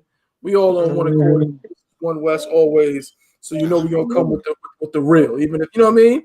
Even if it ain't what you expect. This is not the Christian church. We're not gonna play by the rules and act happy and you know what I'm saying, applaud everything that comes across the table. No, we got to put the truth in there with it for sure. You know what I'm saying? So, hey, excellent show today. The water to my brothers, Captain Yagarwa, Captain of 10,000 Yagarwa, Officer of 1,000 Kowal, Officer of 500 yard. I couldn't return with us, you know what I'm saying? Had some things he had to deal with, but that's no sweat. Another good show. Shout out to everybody that tuned in. And that's something right there. Even with like Y.A.H.N.Na having to go, that's something. We in a captivity. That's right. We're in a captivity. Right. You got to go and do things. Things that you may not like. Hey, you got to go and do it, no matter what. Right. No matter what, you got to go and do it. No matter what. Hey, whatever the Lord have you to do, you got to go and do it. You know what I'm saying? You're going to get things that some things you might think like, hey, I don't know if I'm ready for that.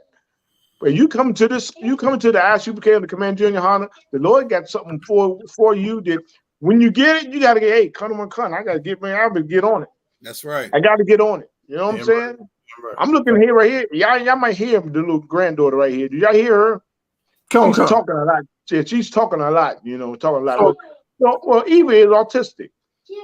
She's autistic. You know what I'm saying? So you know what I'm saying, her mother can, probably handle the two little ones she have and plus her because she's autistic, So we take her and she lives with us. She go back to see her mother every now and then, you know what I'm saying? But the thing with her, that's part of this job.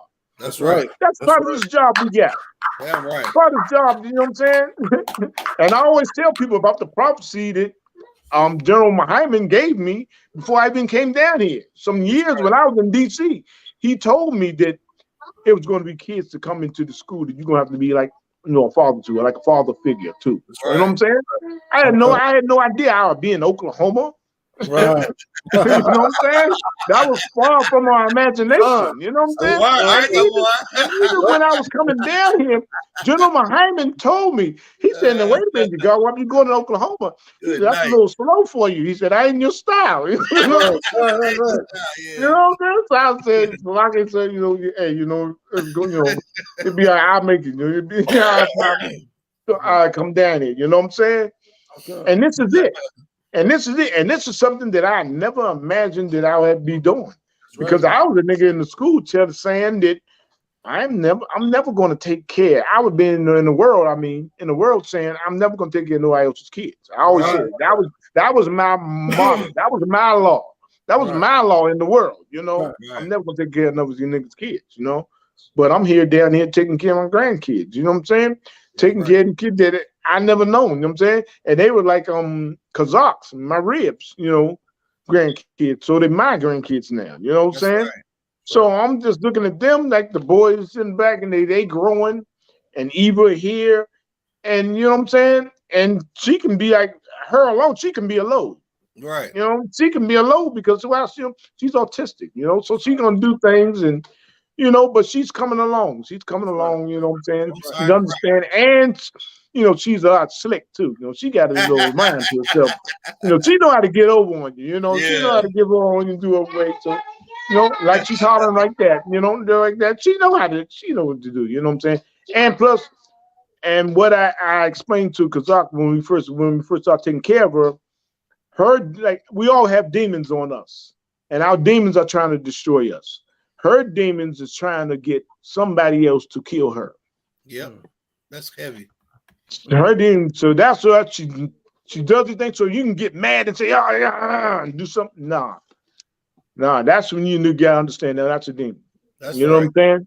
That's that's a demon. You know what I'm saying? So it's so, like I said, I enjoy the job the Lord gave me to put me in this position. You know what I'm saying? Because it's like coming here, I didn't really want to come. Right. I didn't want to come here, but something that happened to me in the world, in my boxing career, I was afraid of failure.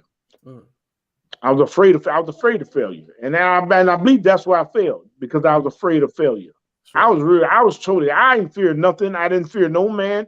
And it's so sick and so crazy because when I get in the ring, I ain't not fear nobody with the fight.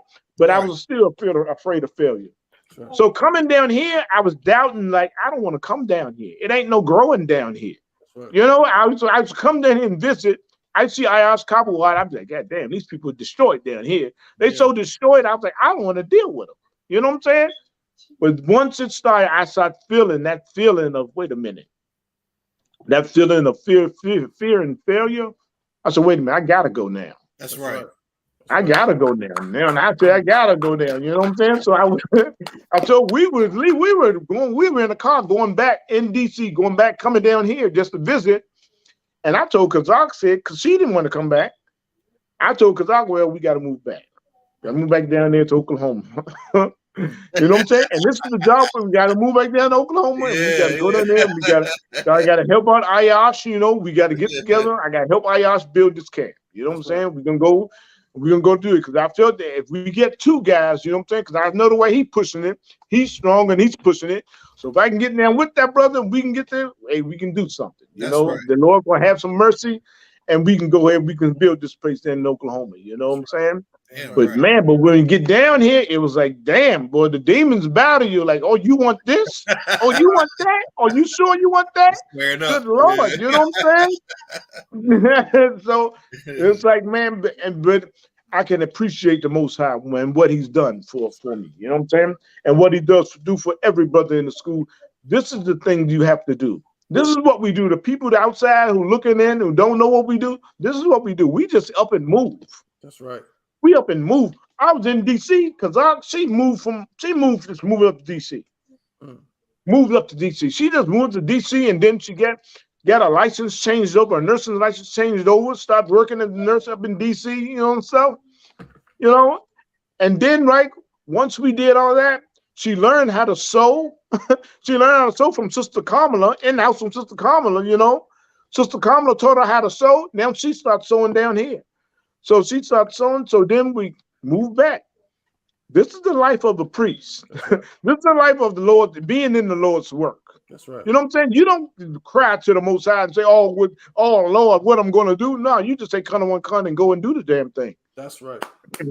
And that's what we do. You know what I'm saying? So it's like it's such an honor, you know, to like be in this army and being like really truly being in the work of the Lord. That's right. You know, like we talk about them no good pastors. No. Y'all don't understand what the work of the Lord is about. That's right. This is the work of the Lord. You know what I'm saying? You know what I'm saying? We got two brothers in there, you know what I'm saying? Two grandsons, you know, their mothers are in prison. Right.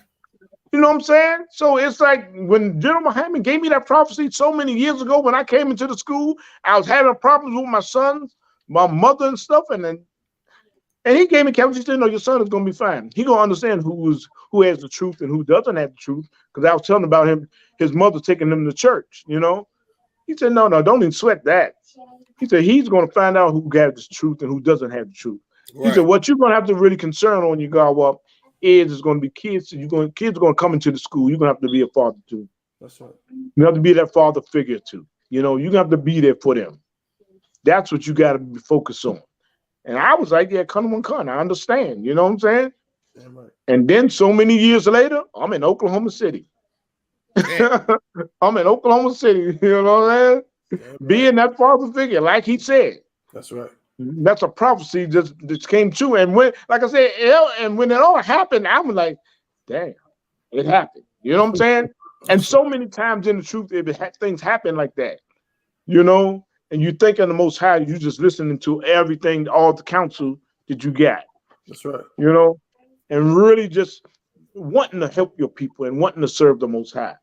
This ain't no, I mean, it's not an easy job. But we welcome that easy. We welcome that hard job. We welcome it as being a prophet, a preaching prophet. We welcome that hard job and whatever we got to do. You know what I'm saying? That's and I know all y'all brothers, y'all can speak the same thing. Y'all got your own story. You know what I'm saying? Right. But I just felt it was just really like, man, it was just so heavy. I'm just thinking about this job. That's right. This job, man. And I was thinking about little Eva, she over there talking and just, you know, just really just being her, you know. So hey, it is what it is, you know what I'm saying? And I think the Most High for that. And I think from the Most High for you brothers, you know what I'm saying? For you brothers, and say a lot of brothers, I look at what you're doing, you know, that gives me strength. That's right. That gives me strength. Like looking at y'all brothers, like just consistent in your work. And pushing it in your work. You know what I'm saying? I look at y'all, Mark, I'll be like, damn, he's 24, man. I was a real knucklehead at 24. At 24, good Lord. I was just really trying to just be a fighter and stuff and that, knowing the truth. You know what I'm saying? And seeing that, brother, good Lord. I'm just like, man, and I watched him grow up in this truth, you know? Right. So it's like, it's amazing job that the Lord gave us. You know what I'm saying? Right. You know what I'm saying? I could just tell brothers, like say, if you in the world, just, hey, you got to get in, you know, and he appreciate what the Lord is going to do for you. You know what I'm saying? Right. Hey, there's no other job like it. That's you know what I'm saying? And the reward, good Lord, let's not even talk about the reward. I'm not even get started on the reward. The reward is the kingdom. It is the kingdom. You know what I'm saying? So, hey, you know, with that, you know, I'm just going to yield on that, man. Because if I start talking about the kingdom, we'll be here another 5 hours. Right. The water for that. Go ahead, brother. Every time Cap go, you know, give us them stories and everything. That's like a clip right there, man. That's an excellent, you know what I'm saying, way to describe the work that we do, man. But we over the time, you know what I'm saying? We appreciate everybody that tuned in with us today. Kawhi, did you have anything to get out? Oh, just pay your time. Shout out to Commander YAHANNA. Get ready for the Lord's Passover, April 1st, 2023. Let's get it on. Most High in Christ. That's it. Most High in Christ. Hey, you know what I mean? That's what it is. Get ready for that Passover. It's going down. Raleigh, North Carolina, April 1st. Get all your affairs in order. Get all your hotel rooms, your Airbnbs, everything you got to do. Get it rocking. Let's make this a glorious Passover as per usual, man. Shout out to my brothers. Shout out to Captain of 10,000 Yard Garwap. Shout out to Officer of 1,000 Kawal. Shout out to Officer of 500 Yard Mock. Shout out to Captain of 13,000 Naya Doc for putting us on, allowing us to do this podcast. Shout out to all the brothers in the I.S.U.P.K. And with that, to the brothers, we say Shalom, Yahweh, Shem, Yahweh, Shah, Barak Thumb. And to the sisters, Shalom, Yahweh, Shema, Allah, Thah, Shem, Yahweh, Shah. See y'all next time, man. Same time,